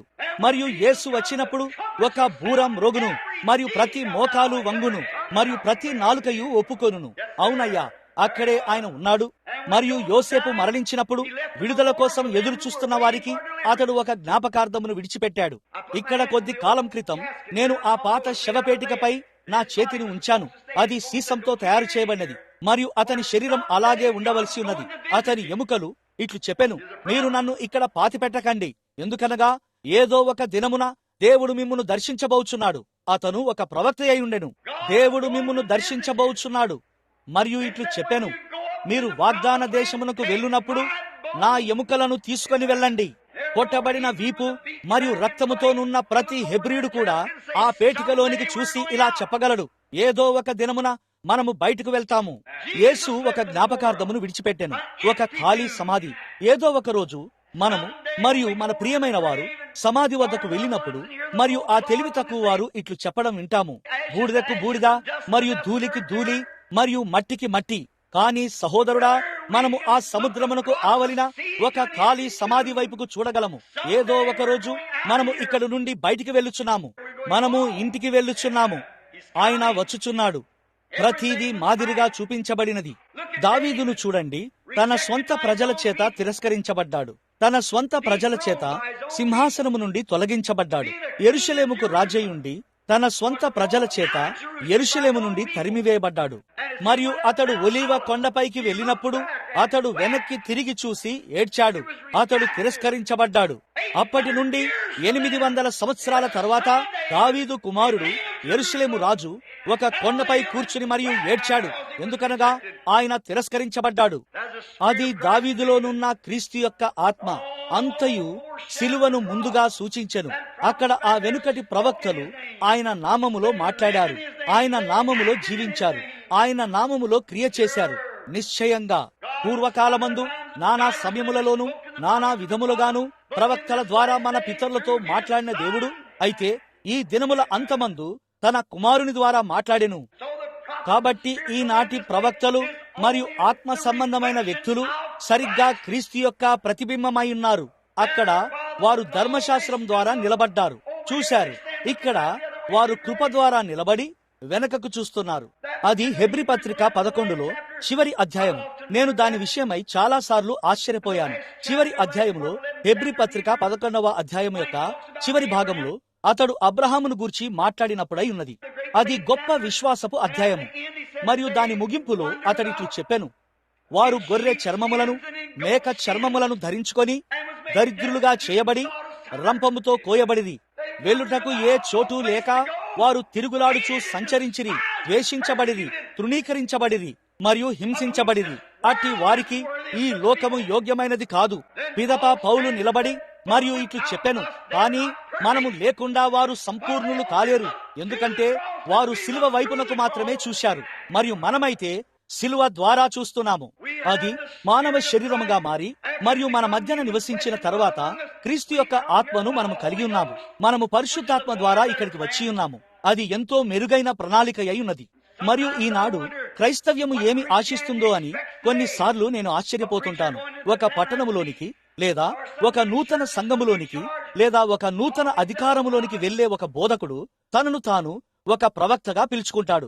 అక్కడికి నడిచి వెళ్లి ఇట్లా అంటాడు, సరే, వారు నాకు ఇంత డబ్బు ఇస్తే చాలు, నేనొక మంచి కారును కలిగి ఉండగలిగితే చాలు, వారు ఒకవేళ ప్రతి 6 నెలలకోసారి నా జీతం పెంచినచో చాలు, మనము శ్రేష్టమైన వాటిని కలిగి ఉండాలి, మనకు ఉత్తమమైన గృహాలు ఉండాలి, మనకు మంచి బట్టలు ఉండాలి, మేకతోలు గొర్రె చర్మాలతో సంచరించి వారికి తలవాల్చుటకైనా స్థలము లేక ఎడారులలో సంచరించిన వారి సమక్షములో మనం నిలబడినప్పుడు మనము ఏమి చేసేదము? మరియు ఎవరైనా మనల్ని ఎగతాళి చేసినచో మనం సంఘాన్ని విడిచిపెట్టి మరియు ఇక ఎన్నడూ తిరిగి వెళ్లకుండుటకు సిద్ధముగా ఉంటాము. నేడు క్రైస్తవ్యానికి ఏమి కావాలి? మన విషయమై మనం సిగ్గుపడవలసి ఉన్నది. ఓ దేవా, మమ్మల్ని కనికరించుము. ఆ దినమున ఆయన ప్రవక్తల ద్వారా మాట్లాడాడు, కానీ ఈ దినమున తన కుమారుని ద్వారా మాట్లాడాడు. అక్కడ అది ఒక ప్రవక్త యొక్క మాట, ఈనాడు ఇది కుమారుని యొక్క మాట అయి ఉన్నది. ఓ ప్రభు నామము స్తుతింపబడునుగాక. మరో మాటలో చెప్పాలంటే, మీరు ఆ నీడ వైపు, ఆ ఛాయ వైపు చూస్తున్నట్లయితే మీరు పొరపాటు చేయవచ్చు, కానీ ఇది మెరుగుపరచబడినది. చిత్రము స్పష్టముగా ఉన్నది. అది ప్రవక్త ద్వారా అయి ఉన్నది. ఇది ఆయన కుమారుని ద్వారా అయి ఉన్నది. అది ఛాయ ద్వారా అయి ఉన్నది. ఇది నిజరూపము ద్వారా అయి ఉన్నది. ఆమేన్. మీరు దానిని చూశారా? తప్పిపోయే అవకాశమే లేదు. ఈ దినమున ఆయన కుమారుని ద్వారా అది ఒక నిజరూపమై ఉన్నది. ఓ, అది ఎంత అద్భుతము! ఆయన ఆ కుమారుని వారసునిగా నియమించెను. Oh my, సమస్తమునకు వారసునిగా. అది ఏమిటి? అది ఒక నియామకము. ఓ వినండి, ఆయన అనగా క్రీస్తు సమస్తమునకు వారసునిగా నియమించబడ్డాడు.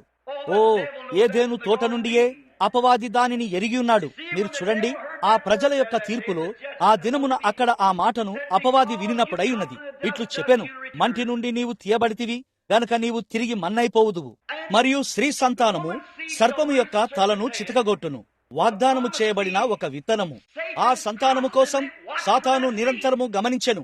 హేబేలు జన్మించినప్పుడు వాడిట్లా అన్నాడు, అదిగ్గో నీవక్కడ ఉన్నావు, అది ఆ విత్తనము. మరియు వాడు హేబేలును చంపాను. వాని కుమారుడు కయీను హేబేలును చంపాను. మరియు హేబేలు చనిపోయిన వెంటనే వాడిట్లా అన్నాడు, నేను ఆ విత్తనమును పట్టుకున్నాను. వాడు దానిని చంపాడు. వాడిట్లా అన్నాడు, నేను దానిని పట్టుకున్నాను. అయితే హేబేలు మరణమునకు షేతు యొక్క జననము తిరిగి పునరుద్ధానమై ఉన్నది. వారు ఎలా క్రిందకు వచ్చిరో గమనించండి. షేతు యొక్క వంశావళి దీనులైన నీతిమంతులకు వ్యక్తులు వచ్చిరి. హానోకు నుండి నోవహు నుండి జలప్రలయం ముగింపు వరకు వచ్చినది. కయ్యను యొక్క వంశావళిని చూడండి. తెలివైన వ్యక్తులు, విద్యావంతులు, విజ్ఞాన శాస్త్రం ఎరిగిన వారైరి. పరిశుద్ధ గ్రంథము చెప్పుటలేదా? యేసు చెప్పలేదా? అదేమనగా రాజ్యం యొక్క కుమారుల కంటే ఈ లోకము యొక్క కుమారులు యుక్తిపరులై ఉన్నారు. నేడు కూడా కయ్యను వైపు వారిని చూడండి. తెలివైన వారు, విద్యావంతులు, సంశయవాదులు, చాలా మతపరమైన వారు. చూడండి, చాలా మతపరమైన వారు, కానీ శాస్త్రవేత్తలు, భవన నిర్మాణకులు, గొప్ప వ్యక్తులు. అలాంటి గొప్ప వ్యక్తులను తీసుకోండి. థామస్ ఎడిసన్ ను చూడండి, చాలా మంది గొప్ప వ్యక్తులు. ఐన్స్టైన్ ను చూడండి. ఈ లోకము యొక్క మెదడులు. వారు ఈనాడు అట్లు పిలువబడుచున్నారు, ప్రపంచం యొక్క మెదడులు. కానీ మనము మెదడును ఉపయోగించుటకు ప్రయత్నించము. మనము క్రీస్తులో ఉన్న మనస్సును మనలో ఉండనిస్తాము మరియు ఈ వాక్యము వైపుకు చూసి మరియు దానిని అట్లే చెప్తాము.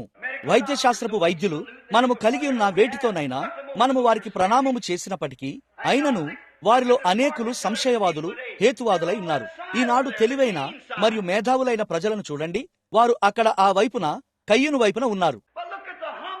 అయితే దీనులు మరియు సాత్వికులైన వారిని చూడండి. అక్కడే మళ్ళీ మీ పునరుత్థానము ఉన్నది. ఓ ప్రభు యొక్క నామము స్తుతింపబడునుగాక. అక్కడే మీరున్నారు. గమనించండి.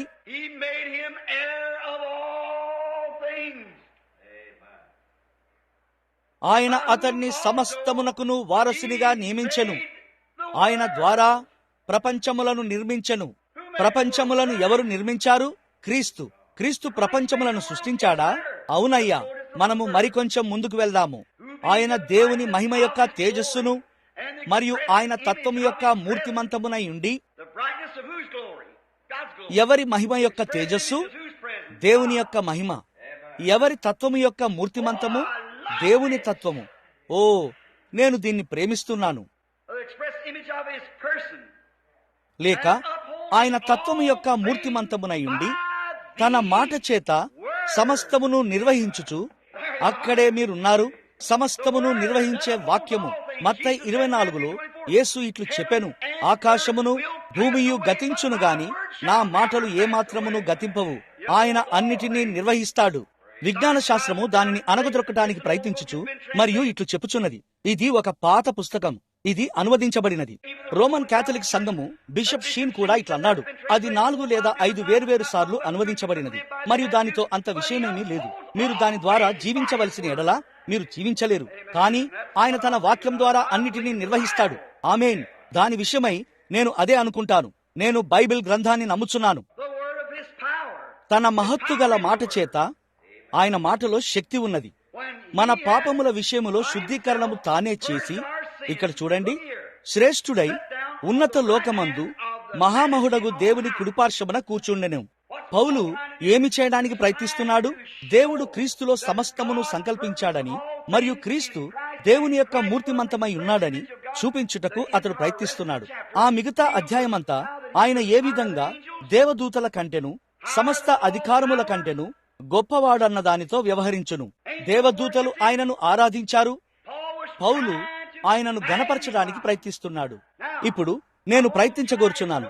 నేను ఇంతకంటే ముందుకు వెళ్ళలేకపోయినచో ఆ మిగతాదంతా కేవలం క్రీస్తును ఘనపరచడమే అయి ఉన్నది. పౌలు ఇక్కడ ఏమి చెప్తున్నాడంటే 11వ అధ్యాయములో వలెనే మరియు అంతా ప్రపంచము గురించి మాట్లాడాను.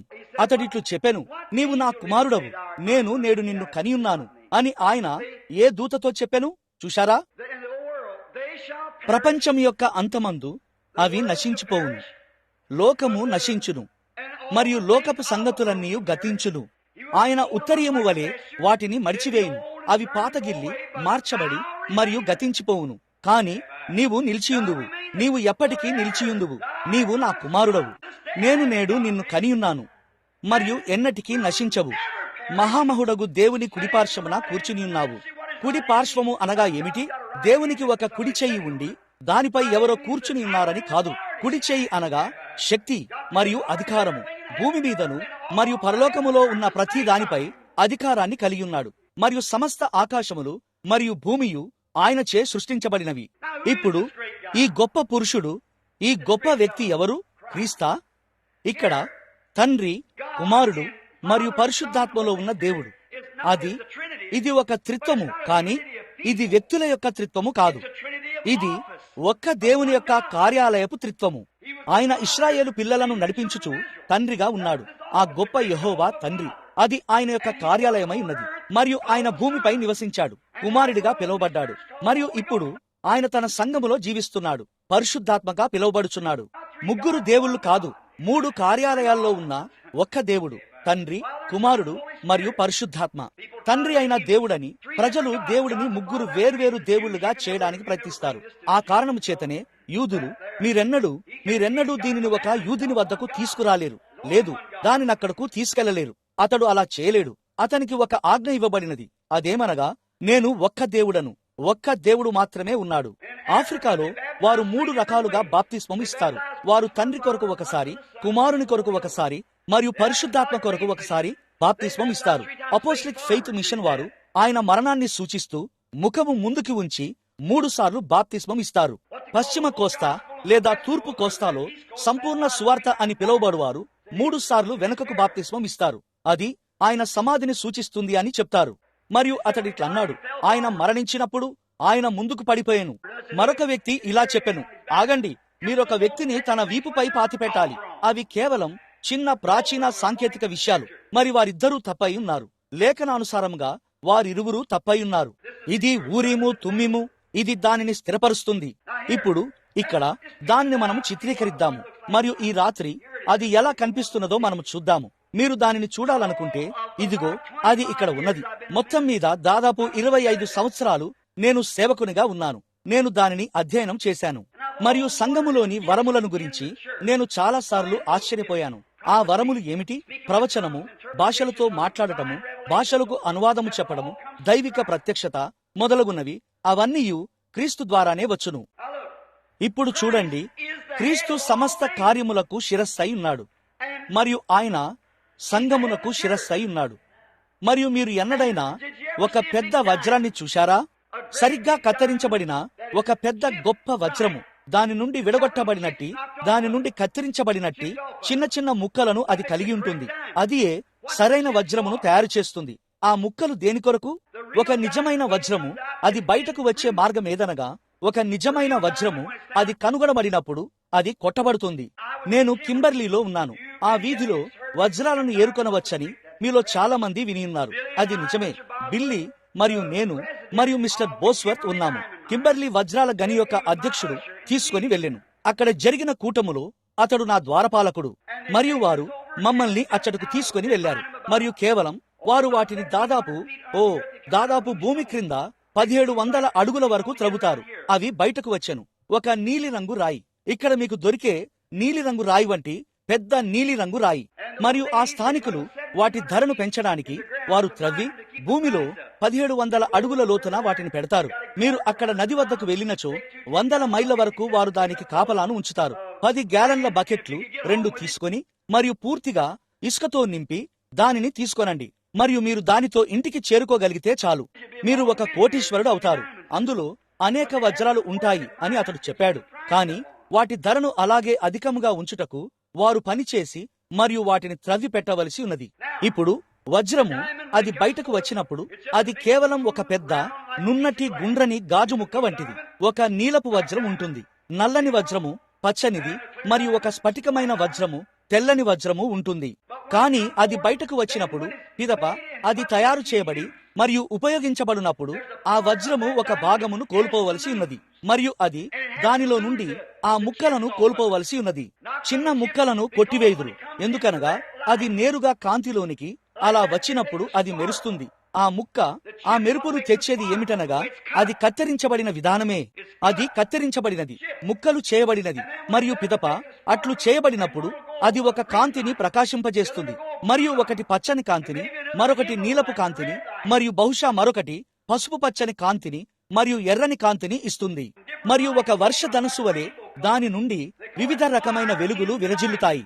వజ్రములో అగ్ని, అని వారు దానిని అంటారు. ఇప్పుడు ఆ కాంతులలో ప్రతి ఒక్కటి వరములను సూచిస్తుంది. అయితే అది క్రీస్తు మాత్రమే ఆ వజ్రమైయున్నాడు మరియు లోకానికి ఒక వెలుగువలే తనను తాను తిరిగి ప్రతిబింబించుకొనున్నట్లు వచ్చి మరియు నలగగొట్టబడి మరియు గాయపరచబడి మరియు ముక్కలు చేయబడినది ఆయనే. ఆయనే ఆ మాస్టరు వజ్రమైయున్నాడు. మీరు ఊహించగలరా? భూమి అనేది ఒకటి లేకముందే, వెలుగు అనేది లేకముందే, నక్షత్రం అనేది ఒకటి లేకముందే, ఏది లేకముందే ఆత్మ యొక్క ఒక గొప్ప ఊట ప్రవహించుచుండెను మరియు ఈ ఊట నుండి అత్యంత స్వచ్ఛమైన ప్రేమ వచ్చినది. ఎందుకనగా దాని నుండి రావడానికి ప్రేమ తప్ప మరేమీ లేదు. ఇప్పుడు మనము ఈ దినమున మనము ప్రేమ అని దేనినైతే పిలుస్తున్నామో అది వంకర చేయబడిన ప్రేమ. అయితే మనము కేవలం దాని యొక్క సారాన్ని పొందుకున్నచో లేదా ఆ ప్రేమలో కొద్ది భాగాన్ని పొందుకున్నచో అది మన మొత్తం అభిప్రాయాన్నే మార్చేస్తుంది. అప్పుడు ఆ ప్రధాన ఊట నుండి, ఈ వజ్రము నుండి, అక్కడ నుండి మరొక కాలువ వచ్చినది మరియు అది నీతి అని పిలువబడినది. సంపూర్ణముగా నీతియే. ఇప్పుడు అందునిమిత్తమే మనము ధర్మశాస్త్రాన్ని కలిగి ఉండవలసి ఉండను. ఆ కారణము చేతనే ధర్మశాస్త్రము తీర్పును కలిగి ఉండవలసి ఉన్నది. ఏ తీర్పు అయినా ధర్మశాస్త్రమును అనుసరించనిచో అప్పుడు ధర్మశాస్త్రము ఏ మంచి చేయదు. మరియు ధర్మశాస్త్రము ద్వారా తీర్పు తీర్చబడినప్పుడు అది మరణాన్ని తీసుకువస్తుంది. మరియు స్వయంగా దేవుడే తప్ప ఆ అపరాధ రుసుమును చెల్లించువారెవరూ లేరు. మరియు ఆయన మన మరణమునకు అపరాధ రుసుమును చెల్లించాడు మరియు మనము ఆయన ద్వారా దేవుని నీతి అగునట్లు మన పాపములను ఆయన మీద వేసుకున్నాడు. ఇప్పుడు ఆ గొప్ప వెలుగులు బయటకు వెళ్ళినప్పుడు లేదా ఆత్మ యొక్క గొప్ప కిరణాలు, ప్రేమ, శాంతి అక్కడున్నవన్నీ అవే. అక్కడ బాధ అనేది లేదు, ఏ ద్వేషము లేనే లేదు, ఏ కక్ష లేదు. ఈ ఊట నుండి అవి రాలేవు. అది యెహోవా, అది యెహోవా దేవుడు. మరియు ఇప్పుడు వేద పండితులు దీనిని పిలుస్తున్నట్లుగా దానిలో నుండి ఒక థియోఫనీ బయటకు వెళ్ళెను. మరది లేఖనములో ఆ లోగోస్ అని పిలువబడినది దేవుని నుండి బయటకు వెళ్ళిన లోగోస్. దీనిని వివరించడం కష్టం, కానీ అది దేవుని యొక్క ఒక భాగము. ఇప్పుడు ఏమి జరిగిందంటే, ఓ మన్నించండి, నేను దీనిలోనికి వచ్చాను. నేను దేనినైతే ప్రేమిస్తానో సరిగ్గా అక్కడికి ఇది నన్ను తీసుకొని వచ్చును. చూశారా?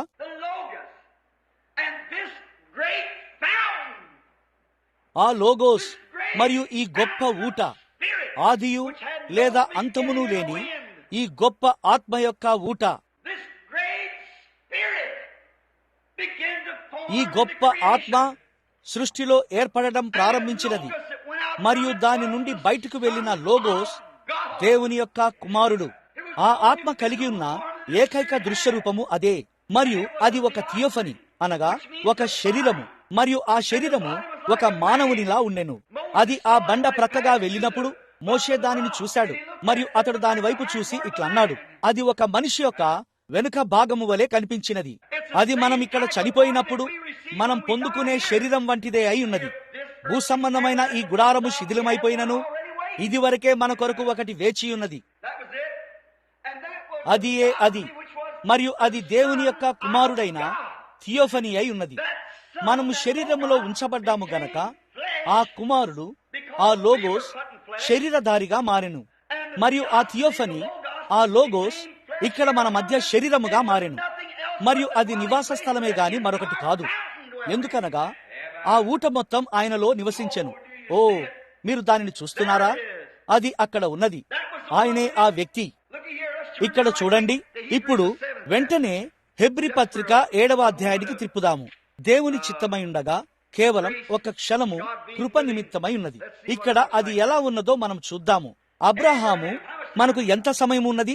మనకు 10 నిమిషాలు ఉన్నాయి. సరే, మనము దీనిని చూద్దాము. పిదప తరువాత లేదా ప్రభు చిత్తమైతే ఆదివారము దానిని ముగించుదాము. అబ్రహాము రాజులను సంహరించి తిరిగి వచ్చుచుండెను.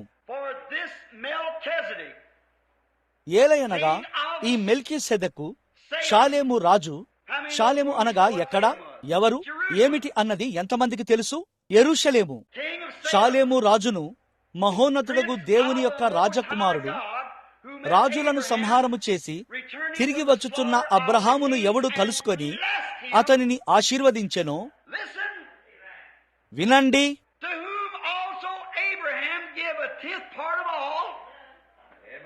ఎవనికి అబ్రహాము అన్నిటిలో 10వ వంతు ఇచ్చెనో అతని పేరుకు మొదట నీతికి రాజనియు,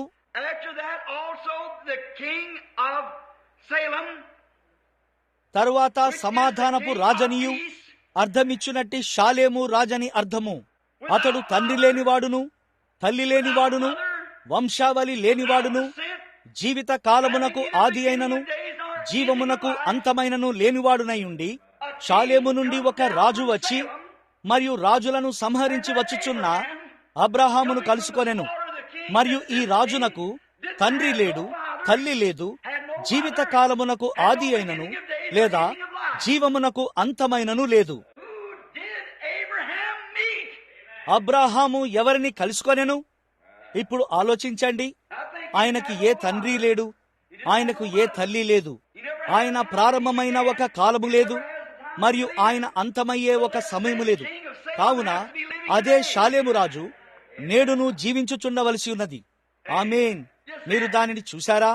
అది ఆ దేవుని కుమారుడైన ఆ థియోఫనీ అయ్యుండెను. ఏ షాలేము? అది పైనున్న ఆ యెరూషలేము. అది అబ్రహాము ఆశీర్వదించబడిన వాడై దేవుడు దేనికి శిల్పియు నిర్మాణకుడై ఉన్నాడో ఆ పట్టణము కొరకు ఎదురు చూసినదై ఉన్నది. అతడు గొర్రె చర్మములను మరియు మేక చర్మములను వేసుకొని ప్రతి చోట సంచరించాడు.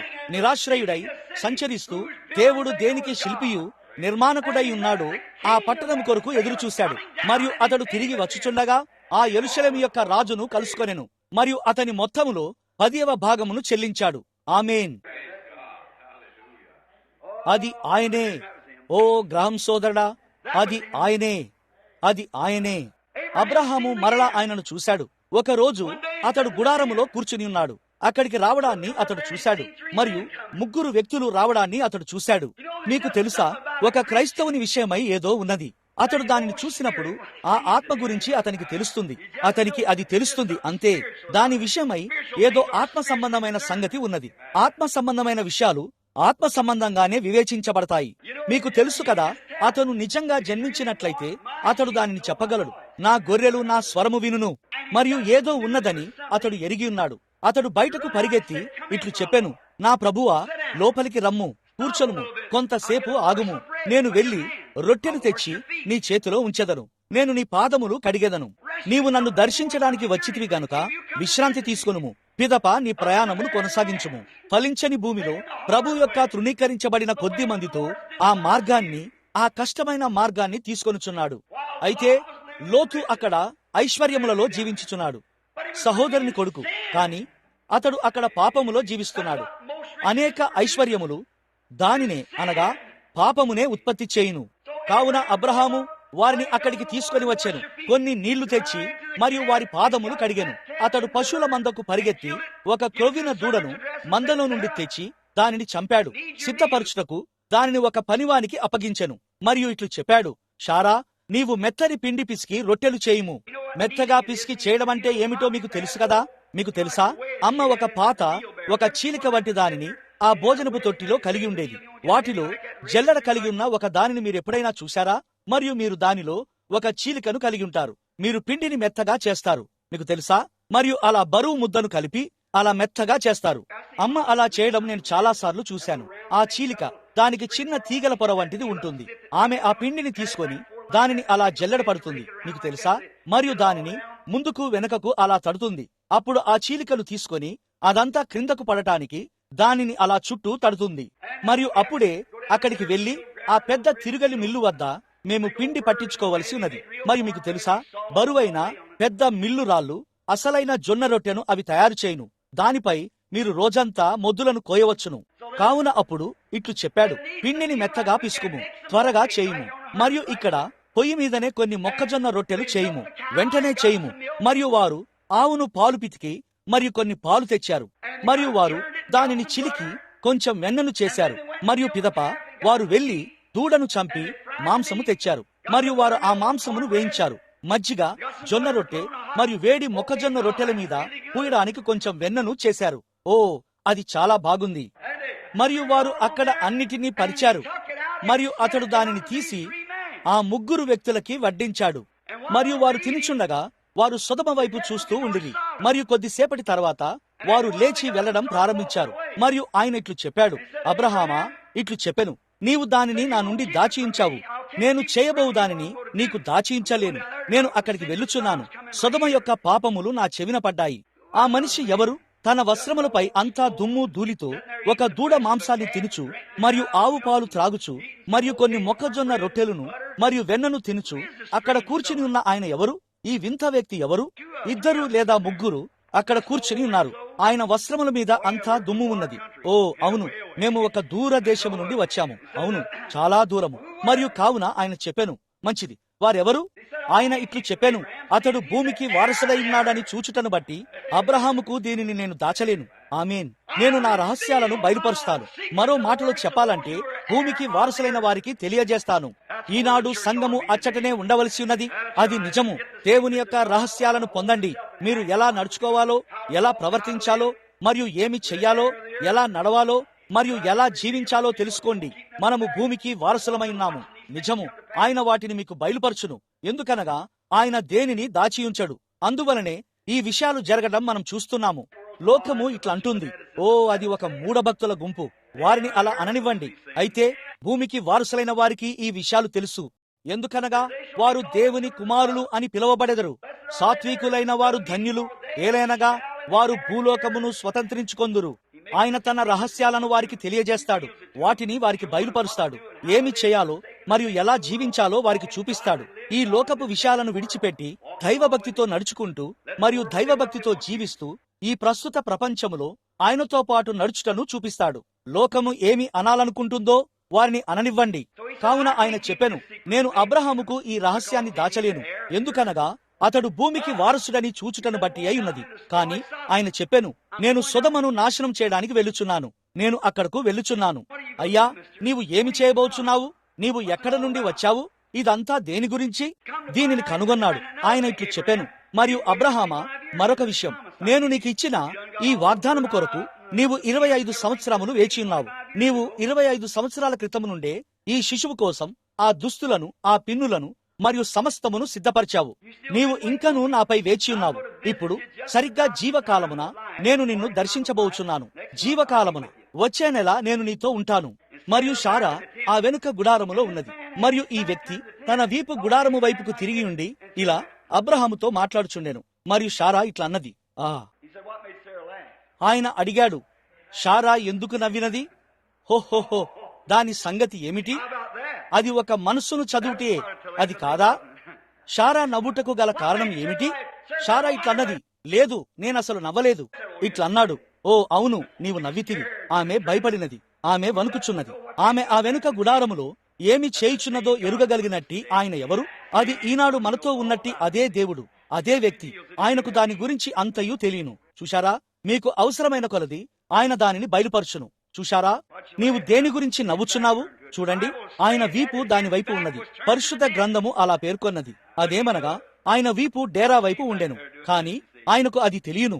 అక్కడ వెనుక దీనిని చేయుచున్న ఆమె ఎవరన్నది తెలియను. మీరు చూశారా? కావున ఆయన ఇట్లు చెప్పెను, నేను నిన్ను దర్శించబోచున్నాను. ఈ వింత వ్యక్తి ఎవరు? ఏమి జరిగినదో మీకు తెలుసా? ఆయన నేరుగా బయటకు నడిచి వెళ్లి మరియు అదృశ్యమైపోయెను. మరియు అది సర్వశక్తిమంతుడైన దేవుడు, యెహోవా, ఆ గొప్ప ఊట, ఆ థియోఫనీ, ఆ లోగస్ అని పరిశుద్ధ గ్రంథము చెప్పెను. కొంతకాలం క్రితం ఎవరో బోధకుడు నాతో ఇలా అన్నాడు, బ్రెన్హాం సహోదరుడా, వాస్తవానికి అది దేవుడని మీరు అనుకున్నారు కదా? నేను ఇట్లు చెప్పాను, అది దేవుడని, ఎలోహిం అని పరిశుద్ధ గ్రంథము చెప్పెను. అనగా ఆయన సర్వశక్తిమంతుడైన దేవుడు, ఆ ఎల్షద్దాయ్. అది నిజము. బలమునిచ్చేవాడు, సంతృప్తిపరచువాడు. ఆమేన్. ఓ, నేనిక్కడ భక్తి పార్శ్వము నందుచున్నాను. దానిని గూర్చి ఆలోచించండి. ఇదిగో ఇక్కడ ఆయన ఉన్నాడు. ఇప్పుడు ఇక్కడ ఆయన ఎవరో నేను మీకు చూపించబోచున్నాను. అప్పుడు కుమారుడు ఎవరో మీరు చూస్తారు. అది తాను యేసు అనే మానవ పేరును పొందక మునుపు యేసు అయి ఉన్నాడు. ఆ రోజు ఆ ఊట వద్ద నిలబడ్డారు మరియు వారందరూ త్రాగుచుండేది. మీకు తెలుసా? మరియు అరణ్యములో నీళ్లు కలిగి ఉండుట మరియు అటువంటి కార్యములై ఉన్నవి. ఆయన చెప్పెను, వారు ఆ మన్నాను మరియు వాటిని తినుచున్నారు. వారిట్లన్నారు, మా పితరులు అరణ్యములో 40 సంవత్సరాలు మన్నాను తిన్నారు. ఆయన ఇట్లు చెప్పెను, మరి అయినను వారందరూ చనిపోయిరి. ఇట్లన్నాడు, పరలోకము నుండి దేవుని యొద్ద నుండి దిగివచ్చిన జీవాహారము నేనే, ఈ ఆహారమును తినువాడు ఎన్నటికీ మరణించడు. ఇట్లన్నారు, మంచిది, మా పితరులు ఆత్మ నుండి పానము చేసి ఉన్నారు, అరణ్యములో వారిని వెంబడించిన ఒక ఆత్మీయ బండ నుండి త్రాగి ఉన్నారు. ఆయన ఇట్లు చెప్పాడు, నేనే ఆ బండను. మహిమ. యోహాను సువార్త 6వ అధ్యాయము. ఎందుకు? వారిట్లన్నారు, ఏమిటి? అవును, అది నిజము. ఎందుకు? అతడిట్లన్నాడు, నీకు 50 ఏండ్లు అయినా లేవు. అవును, ఆయన యొక్క పని ఆయనను కొద్దిగా వృద్ధుని వలె కనపడునట్లు చేసినది, కాని ఆయనకు 30 ఏండ్లు మాత్రమే. ఇట్లన్నాడు, నీకు 50 ఏళ్లు కూడా లేవు. 8 లేదా 900 సంవత్సరాల క్రితమే చనిపోయిన అబ్రహామును నువ్వు చూశావని చెప్పుచున్నావా? నీవు ఒక దయ్యమని ఇప్పుడు మేము ఎరిగి ఉన్నాము. ఆయన ఇట్లు చెప్పెను, అబ్రహాము ఉండక మునిపే నేను ఉన్నాను. అదిగో ఆయన అక్కడ ఉన్నాడు. ఆ ఉన్నవాడు ఎవరు? అన్ని తరాలకు ఒక నిత్యమైన నామము. అది ఆ మండుచున్న పొదలో ఉన్న ఆ అగ్నిస్తంభము. నేను ఉన్నవాడను అనువాడనై ఉన్నాను. అదిగో ఆయన అక్కడ ఉన్నాడు. ఇక్కడ దేవుని కుమారునిగా పిలువబడినట్టి ఆయన కలగజేసిన ఆ థియోఫనీ, ఆ ఉన్నవాడు, ఆ యెహోవా. తోమా ఇట్లన్నాడు, ప్రభువా, తండ్రిని మాకు కనపరచుము, మరియు అది మమ్ములను తృప్తిపరచును. ఇలా అన్నాడు, నేనింతకాలము మీతో ఉండినను నీవు నన్ను ఎరుగవా? ఇట్లు చెప్పెను, నీవు నన్ను చూసినప్పుడు నీవు తండ్రిని చూసెదవు. నీవు తండ్రిని మాకు కనపరచుము అని ఏల చెప్పుచున్నావు? తండ్రి మరియు నేను ఒక్కటై ఉన్నాము. నా తండ్రి నా యందు నివసించుచున్నాడు. నేను కుమారుడని పిలువబడే గుడారాన్ని మాత్రమే. తండ్రి నాలో నివసించును. ఆ క్రియలు చేయనది నేను కాదు, కాని నా యందు నివసించుచున్న నా తండ్రియే. ఆ క్రియలు చేయనది ఆయనే, నేను కాదు. ఇప్పుడు అక్కడ వెనుక నిలబడి మరలా మోషే ఆయనను చూశాను. ఆయన యొక్క వెనుక భాగమును చూశాడు. ఇట్లు చెప్పాడు, మనిషి యొక్క వీపు వలె కనిపించెను. అది దేవుని నుండి బయటకు వెళ్లిన లోగాస్. అప్పుడు ఏమి జరిగినది? ఇది దేవుడే. మరియు ఆయన లోగోస్ నుండి శరీరముగా మారటానికి కారణం ఏమిటి? దానికి ఏమైనది? దానికి 5 నిమిషాల ముందు ఆయన లోగోస్ అయి ఉన్నాడు. అయితే ఆయన ఏమి చేశాడు? ఆయన అచ్చటకు చేరుకున్నాడు. ఇప్పుడు మన శరీరాలు ప్రపంచములోని 16 విభిన్న మూలకాలతో తయారు చేయబడ్డాయి. మనము దానిని ఎరిగి ఉన్నాము. అది పొటాషియం మరియు కొద్దిగా కాల్షియం మరియు పెట్రోలియం మరియు విశ్వకాంతి మరియు అణువులు మరియు మొదలైన వాటితో తయారు చేయబడినది. అవన్నీ కలపబడి ఈ శరీరాన్ని తయారు చేస్తాయి. భూమి యొక్క ధూళి నుండి అవి వచ్చును. మీరు ఆహారం తింటారు.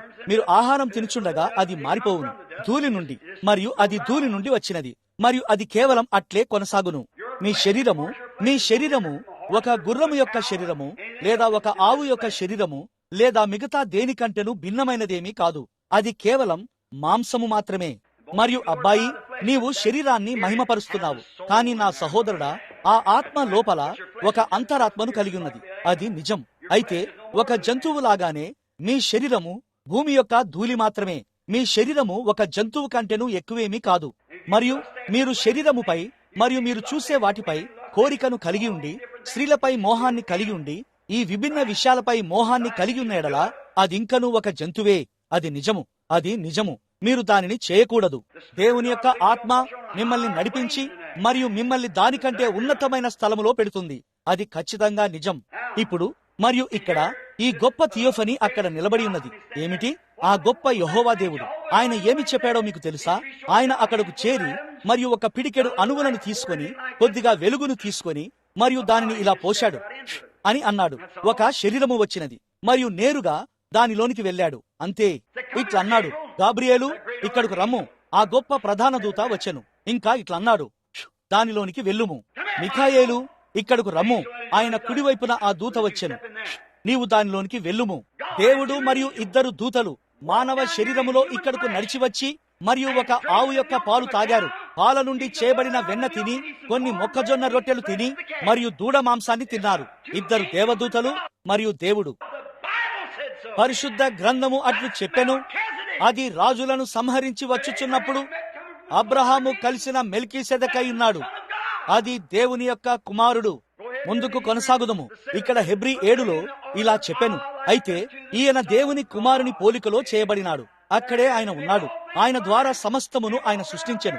మరియు ఆయన అక్కడ బయటకు వెళ్లి మరియు ఆ ధూళిని మరలా ధూళిగా మార్చివేసి మరియు తిరిగి నేరుగా మహిమలోనికి అడుగుపెట్టెను. మరియు ఆ దూతలు లోతును మరియు శ్రీమతి లోతును విడిపించిన వెంటనే మరియు ఆమె వెనక్కి తిరిగి చూస్తూ ఉండినది. మరలా దానిని చేయవద్దని ఆయన వారికి చెప్పెను. మరియు వారి తిరిగి నేరుగా అందులోనికి దేవుని సన్నిధిలోనికి ప్రవేశించారు. ఇప్పుడు మనం ఈ రాత్రి సేవించుచున్న ఈ గొప్ప విశ్వాసంలో మనకు ఎంత గొప్ప నిరీక్షణ ఉన్నది కదా. సజీవమైన దేవుడు ఆ యెహోవా, ఆ అగ్నిస్తంభము మనతో ఉన్నాడు. శక్తిలోను మరియు క్రియలోను తనను తాను చూపించుకొనుచు మహిమపరుచుకొనుచున్నాడు. వారిని తన ఫోటోను తీయుటకు అనుమతించెను. అదే యెహోవా దేవుని యొద్ద నుండి వచ్చి తిరిగి దేవుని యొద్దకు వెళ్లి మరియు తన సంఘములో ఎన్నటికీ జీవించినట్టి దేవుని కుమారుడు. ఆయన అక్కడ ఉన్నాడు. ఆయన ప్రమాణము చేయుటకు గొప్పవారెవరునూ లేనందున స్వయంగా తనపైనే చేసిన ప్రమాణముతో ఆయన తన గ్రంథములో మన పేర్లను కలిగి ఉన్నాడు. అదేమనగా, ఈ అంత్య దినమున ఆయన మనలను లేపుతాడు అనునదై ఉన్నది. నా శరీరమును తిని నా రక్తమును త్రాగువాడే నిత్య జీవము గలవాడు, మరియు అంత్యదినమున నేను వానిని లేపుదును. నా యొద్దకు వచ్చువానిని నేనెంత మాత్రమును త్రోసివేను. నా మాట విని నన్ను పంపిన వాని యందు విశ్వాసముంచువాడు నిత్య జీవము గలవాడు. వాడు ఎన్నటికీ తీర్పులోనికి రాక మరణములో నుండి జీవములోనికి దాటియున్నాడు. అదే వ్యక్తి అక్కడకు వెళ్లి మరియు ఒక పిడికెడు కాలుష్యం మరియు పొటాషియమును తీసుకొని అని చెప్పగలడు. మరలా నీవక్కడ ఉండెదవు మరియు నా పేరు ఆయన గ్రంథములో ఉన్నది. ఓహోహోహోహో, నా భుజములు ఎంత వంగిపోతున్నాయో, నేనెంత వృద్ధులను అగుచున్నానో నేనెందుకు పట్టించుకుంటాను? ససేమిరా, రవ్వంతైనా చింతలేదు. సహోదరా మైక్, నీ హృదయము ఆశీర్వదించబడునుగాక. సహోదరుడా, ఈ దినములలో ఏదో ఒక రోజు ఆ గొప్ప బూర వచ్చినప్పుడు, అది మ్రోగునప్పుడు మరియు ఆ యోసేపు అడుగు పెడతాడు. హల్లెలూయా. ఆయన ఇట్లా అంటాడు, పిల్లలారా, అక్కడ మనము ఆయన పోలిక చొప్పున చేయబడతాము. నిత్య యవ్వనము, వృద్ధాప్యము గతించిపోయినది. వ్యాధి, బాధలు, దుఃఖము అదృశ్యమైపోయినవి. జీవము గల దేవునికి మహిమ కలుగునుగాక. నేడు ఆయన మాట్లాడేది ఆయన ద్వారానే, తన కుమారుని ద్వారానే అయ్యున్నది. పూర్వకాలమందు నానా సమయములలోను నానా విధములుగాను ప్రవక్తల ద్వారా మన పితరులతో మాట్లాడెను. కాని ఈ దినముల అంతమందు తన కుమారుడైన యేసు క్రీస్తు ద్వారా మనతో మాట్లాడెను. ఆయన పిలిచిన ప్రతి వ్యక్తి యొక్క హృదయముతో ఆయన మాట్లాడతాడు. మీరు ఎప్పుడైనా ఆయన స్వరాన్ని అనుభవించినట్లయితే లేదా ఆయన మీ హృదయాన్ని తట్టుటను వినినట్లయితే దయచేసి దానిని త్రోసివేయవద్దు. మనము ప్రార్థన చేసుకుందాము. పరలోకపు తండ్రి, ఈ రాత్రి ఈ హెబ్రీ పత్రిక యొక్క ప్రారంభములో ఏ విధంగా పౌలు నేరుగా ఆ సువార్తలలోనికి వెళ్లి ఉన్నాడో తెలుసుకొనుటకు మేము ఎంతగానో సంతోషిస్తున్నాము. అతడు ఎవరో చెప్పిన మాటలనో లేదా ఏదో ఒక అనుభవమునో ఆధారము చేసుకొని దానిని తీసుకొనలేదు. సత్యము ఏమిటో మేము తెలుసుకోవాలని అతడు కోరి ఉన్నాడు. మరియు అతడు తిరిగి నేరుగా సువార్తలలోనికి వెళ్ళాడు. మరియు అతడు ఆ పాత నిబంధనలోనికి వారికి బోధించబడిన ఆ సువార్తలోనికి వెళ్ళెను. మరియు అతడు అక్కడ ఆ పాత నిబంధన గుండా ఆ ఛాయలన్నిటినీ మరియు మాదిరులన్నిటినీ చూశాడు. అందుచేతనే ఈ రాత్రి మేము ఈ గొప్ప హెబ్రీ గ్రంథమును కలిగి ఉన్నాము మరియు దీనిని మేము చూస్తున్నాము. ప్రభువా, దీనిని మేము ప్రేమిస్తున్నాము. మరియు యుగాలుగా ఇది కాల్చివేయబడినది, ఇది చెల్లా చెదురు చేయబడినది, దీనిని తొలగించడానికి ప్రయత్నం చేయబడినది. కాని అది అలాగే అల్లాడుచున్నది. ఎందుకనగా నీవిట్లు చెప్పి ఉన్నావు, ఆకాశము భూమి గతించును గాని నా మాటలు గతించవు. అప్పుడు ఆ సంశయవాది ఇలా అంటాడు, మంచిది, దీనిని పౌలు రాశాడు అని నీవు చెప్పావు. పౌలు కాదు, పౌలులో ఉన్న దేవుడు, పౌలు లోపల ఉన్న ఆ సృష్టికర్త. సరిగ్గా దావీదు ఇట్లు చెప్పినప్పుడు అతనిలో ఉన్నట్లుగానే అయి ఉన్నది. అదేమనగా, నీ పరిశుద్ధిని కుళ్ళుపట్టనీయవు, ఆయన ఆత్మను నీవు పాతాళములో విడిచిపెట్టవు. మరియు దేవుని కుమారుడు ఆ ప్రవక్త నుండి ఆ మాటలను తీసుకొని మరియు నేరుగా పాతాళపు అడుగునకు వెళ్ళెను. మరియు ఇట్లు చెప్పెను, ఈ దేవాలయమును పడగొట్టుడి, మరియు 3 దినములలో నేను దీనిని లేపుదును. మరియు ఆయన దానిని చేశాడు. ఎందుకనగా దేవుని వాక్యము విఫలము కానేరదు, ఒక పొల్లు కూడా విఫలమవ్వలేదు. దీనికై, ఈ గొప్ప ఊరీము తుమ్మీముకై మరియు ప్రభువా, ఈ రాత్రి మా అనుభవాలు సరిగ్గా ఇక్కడ ఈ బైబిలుపై ప్రకాశించుచున్నవని తెలుసుకొనుటకు మేమెంతగానో దేవునికి కృతజ్ఞతలు చెల్లించుచున్నాము. మేము తిరిగి జన్మించాము, పరిశుద్ధాత్మను కలిగి ఉన్నాము. ప్రియమైన దేవా, దీనిని ఎన్నడూ చూడని ఒక పురుషుడు లేదా స్త్రీ, ఒక అబ్బాయి లేదా అమ్మాయి ఈ రాత్రి ఇక్కడ ఉన్నట్లయితే, అక్కడ అసలు జీవమే లేనప్పుడు వారు పైకి ఎలా లేవగలరు? ఓ, వారిట్లు చెప్తారు, నేను జీవాన్ని కలిగి ఉన్నాను. అయితే పరిశుద్ధ గ్రంథము చెప్పుచున్నదేమనగా, సుఖభోగములయందు ప్రవర్తించున్నది బ్రతుకుచుండియు చచ్చినదై ఉండును. మీలో జీవమున్నదని మీరు చెప్పుచున్నారు, కానీ మీరు మృతులు. జీవించుచున్నాను అని నీవు చెప్పుకొందువు. పరిశుద్ధ గ్రంథము చెప్పుచున్నది, కానీ నీవు మృతుడవే. నీవు ధనవంతుడవని, నీకేమీ కొదువలేదని చెప్పుకొనుచున్నావు, కాని నీవు దిగంబరుడు అని మరియు దౌర్భాగ్యుడవని, దరిద్రుడవని మరియు గుడ్డివాడవని ఎరుగకై ఉన్నావు. మరియు ప్రభువా, ఈ రాత్రి సంఘముల పరిస్థితి అట్లే ఉన్నది. వారు ఈ గొప్ప విలువైన విషయాలను ఎలా కోల్పోవచ్చున్నారో. ఆ గొప్ప యెహోవా దేవుడిని ఎరుగుట, ఆయన మాత్రమే దానిని ఉత్పత్తి చేయగలడు. ఆయన ఇట్లు చెప్పెను, ఆ చిన్న చేపలను నా యొద్దకు తీసుకురండి. వాటితో దేనిలో చేయడానికి ఆయన చేపలను తీసుకునవలసి వచ్చెను. పునరుత్థానము అనేది దానితో దేనినో చేయుటకై ఉన్నదని చూపించుచున్నాడు. ఆయన చేపలను మాత్రమే చేయలేదు, కాని వండిన చేపలను మరియు వండిన రొట్టెలను చేశాడు. మరియు ఆయన 5 చిన్న చేపలతో 5,000 మందికి ఆహారం పెట్టాడు. చిన్న రొట్టెలు మరియు 2 చేపలు. ఓ ప్రభువా, అది ఆయన చేతుల్లో ఉన్నది మరియు ఆయన సృష్టికర్త అయి ఉన్నాడు. కాని ఆయన తన చేతిలో ఏదో ఒకటి కలిగి ఉండవలసి ఉన్నది. దేవా, ఈ రాత్రి మమ్మల్ని మేము ఆయన చేతులకు అప్పగించుకొని మరియు ఇట్లు చెప్పుదుముగాక, ఓ దేవా, నేను ఎలా ఉన్నానో అలాగే తీసుకొనుము. మరియు నా జీవితం యొక్క ముగింపుకు వచ్చినప్పుడు నేను తిరిగి జన్మించాననియు మరియు నేను నీ కుమారుడను లేదా నీ కుమార్తెననియు నీ ఆత్మ నాతో మరియు నా ఆత్మతో కూడా సాక్ష్యమిచ్చానన్న ఈ నిరీక్షణతో నన్ను వెళ్ళనిమ్ము. మరియు ఆ అంత్యదినమున నీవు వారిని లేపుదువు. తండ్రి, దీనిని అనుగ్రహించుము. మరియు మనము మన తలలు వంచి ఉండగా మీ చేతిని పైకి లేపి ఇట్లు చెప్పేవారు ఎవరైనా ఉన్నారా? బ్రెన్హామ్ సహోదరుడా, నన్ను ప్రార్థనలో జ్ఞాపకం చేసుకోండి. నేను ఈ భూమిని విడిచి వెళ్ళుటకు ముందు దేవుడు నన్ను ఎరుగవలనని నేను కోరుచున్నాను. ఎంతగా అంటే ఆయన నా పేరును పిలుస్తాడు, నేను బదిలిస్తాను. కుమారుడా, ప్రభువు నిన్ను దీవించునుగాక. దేవుడు నిన్ను దీవించును మరియు నిన్ను మరియు శ్రీ నిన్ను దీవించునుగాక. ఇంకా ఎవరైనా ఉన్నారా? కేవలం మీ చెయ్యి పైకెత్తండి.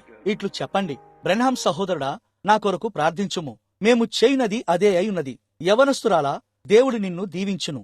అది మంచిది. ఇప్పుడు ప్రార్థనలో మీ తలలు వంచి ఉండగా నేను ఈ పాటలోని ఒక వచనమును పాడబోచున్నాను. But not this world's vain riches that so rapidly decay. Build your hopes on things eternal. They will never pass away. Oh, to God's unchanging hand. Oh, to God's unchanging hand. Build your hopes on things eternal. Oh, to God's unchanging. ఆమె ఇప్పుడు వాయించుచుండగా మరియు మీ తలలు అలాగే వంచి ఉండగా మీరు మీ చేయిని పైకెత్తి ఇలా చెప్పెదరా? అవును ప్రభువా, ఇదిగో నా చేయి. అది ఏమి చేస్తుంది?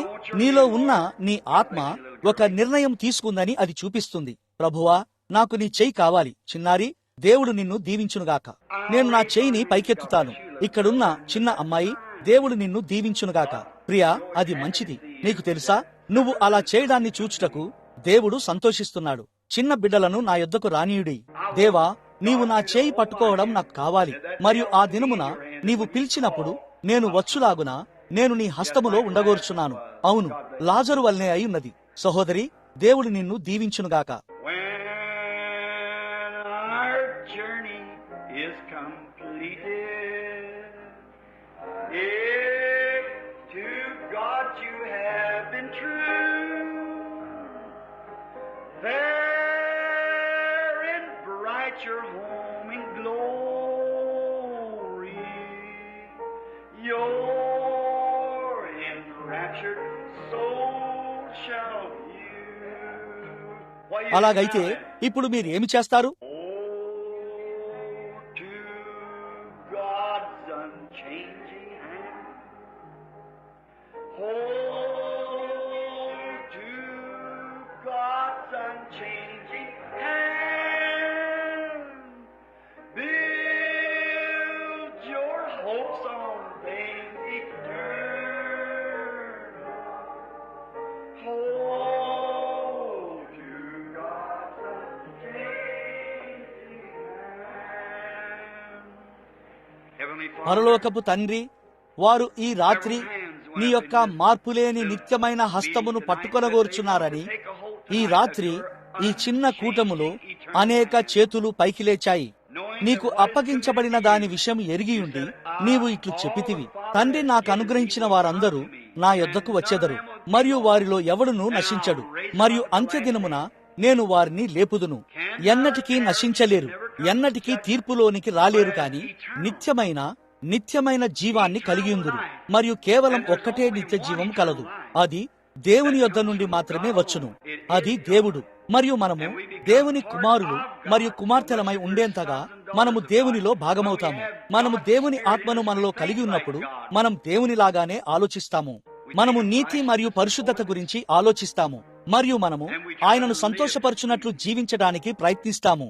ప్రభువా, తమ చేతిని ఎత్తిన ప్రతి ఒక్క వ్యక్తిలోనికి అటువంటి జీవితము ప్రవేశించున్నట్లు అనుగ్రహించండి.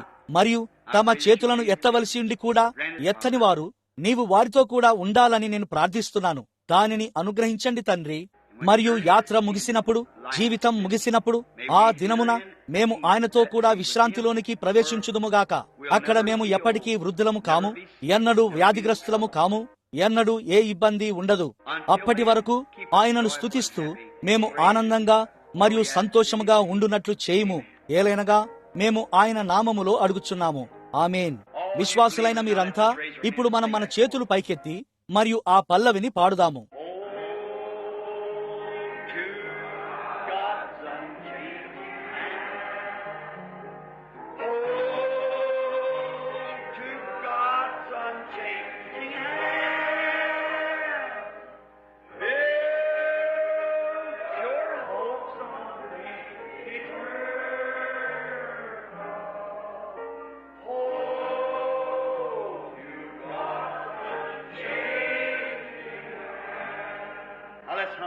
ఇప్పుడు మనం దానిని రాగము తీద్దాము.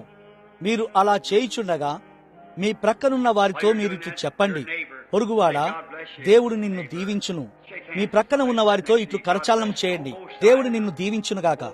ఇప్పుడు ఇరువైపులా చేయండి. ఇరువైపులా ఉన్న వారితో కరచాలనం చేయండి. పొరుగువాడా, దేవుడు నిన్ను దీవించునుగాక. దేవుడు నీతో ఉండునుగాక. నిత్యమైన సంగతులపై మీ నిరీక్షణను నిర్మించుకొనుము.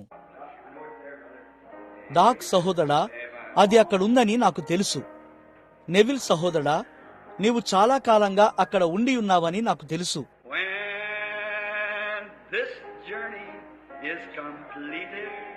ఈ దినములలో ఏదో ఒక రోజు అది జరగబోతుంది.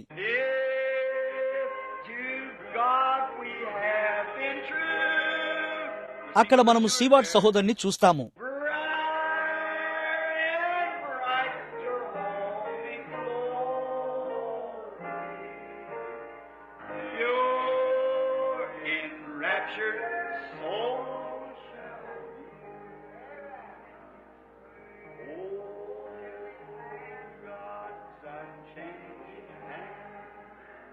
వర్తమానము అయిపోయిన తర్వాత ఆ ఆరాధనను నేను ఇష్టపడతాను.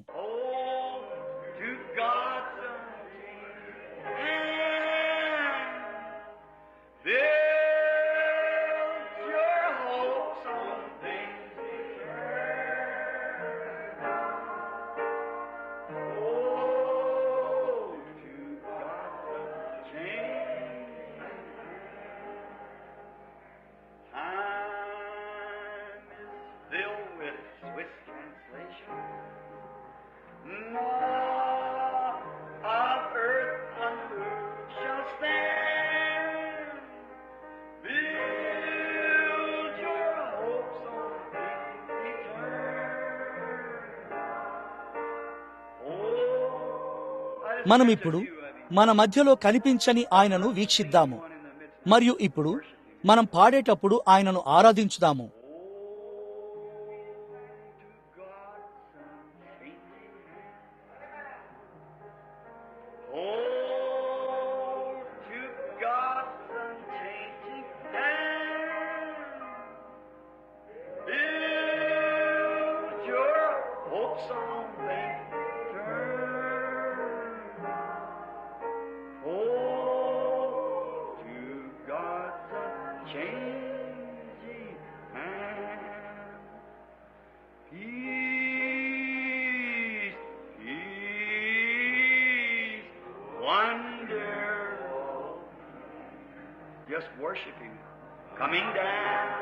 ఇప్పుడు కేవలం ఆయనను ఆరాధించండి. The message is over. వర్తమానము అయిపోయినది. ఇది ఆరాధనై ఉన్నది. Sweet over our spirit, forever I pray. In the marvelous billows of love. Just కేవలం ఆయనలో మునిగిపోవుడి.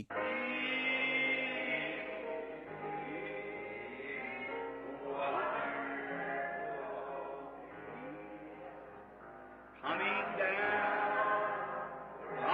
from that ఆ గొప్ప ఊట నుండి అది తెరుచుకొనుచున్నది. sweet over our spirit, forever I pray. In the fathomless billows of love. Doesn't that just do something? అది దేనినో చేయుటలేదా?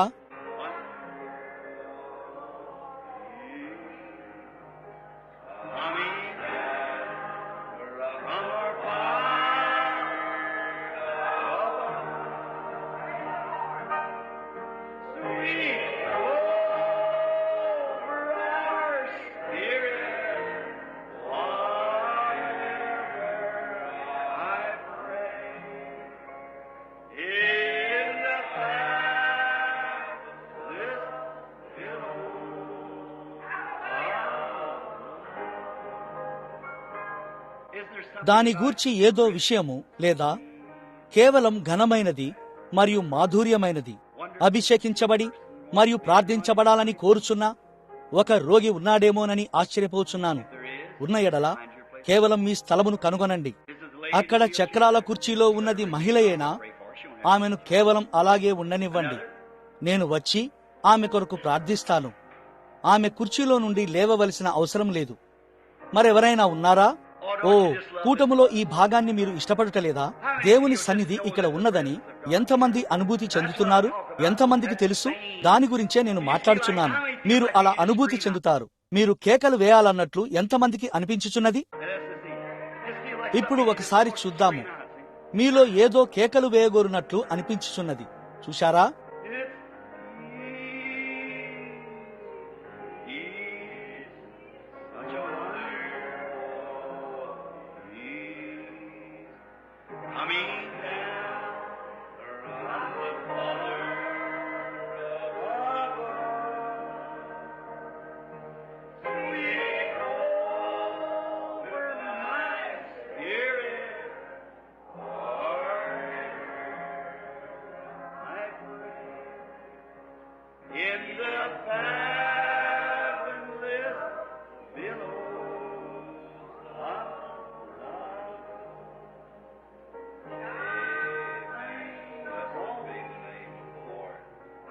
మనము ఆరాధనలో ఉండగా ఇప్పుడు రోగులను అభిషేకించి మరియు వారి కొరకు ప్రార్థించబోచున్నాము.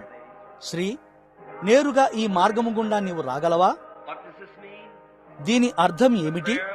విశ్వాస సహితమైన ప్రార్థన రోగిని స్వస్థపరచును. ఇప్పుడు అందరూ ప్రార్థనలో ఉండగా ఆ పాటను రాగం తీయండి. యేసు రోగులను స్వస్థపరచుటను గూర్చి ఆలోచించండి. ఆమేన్. నూనెతో అభిషేకించండి.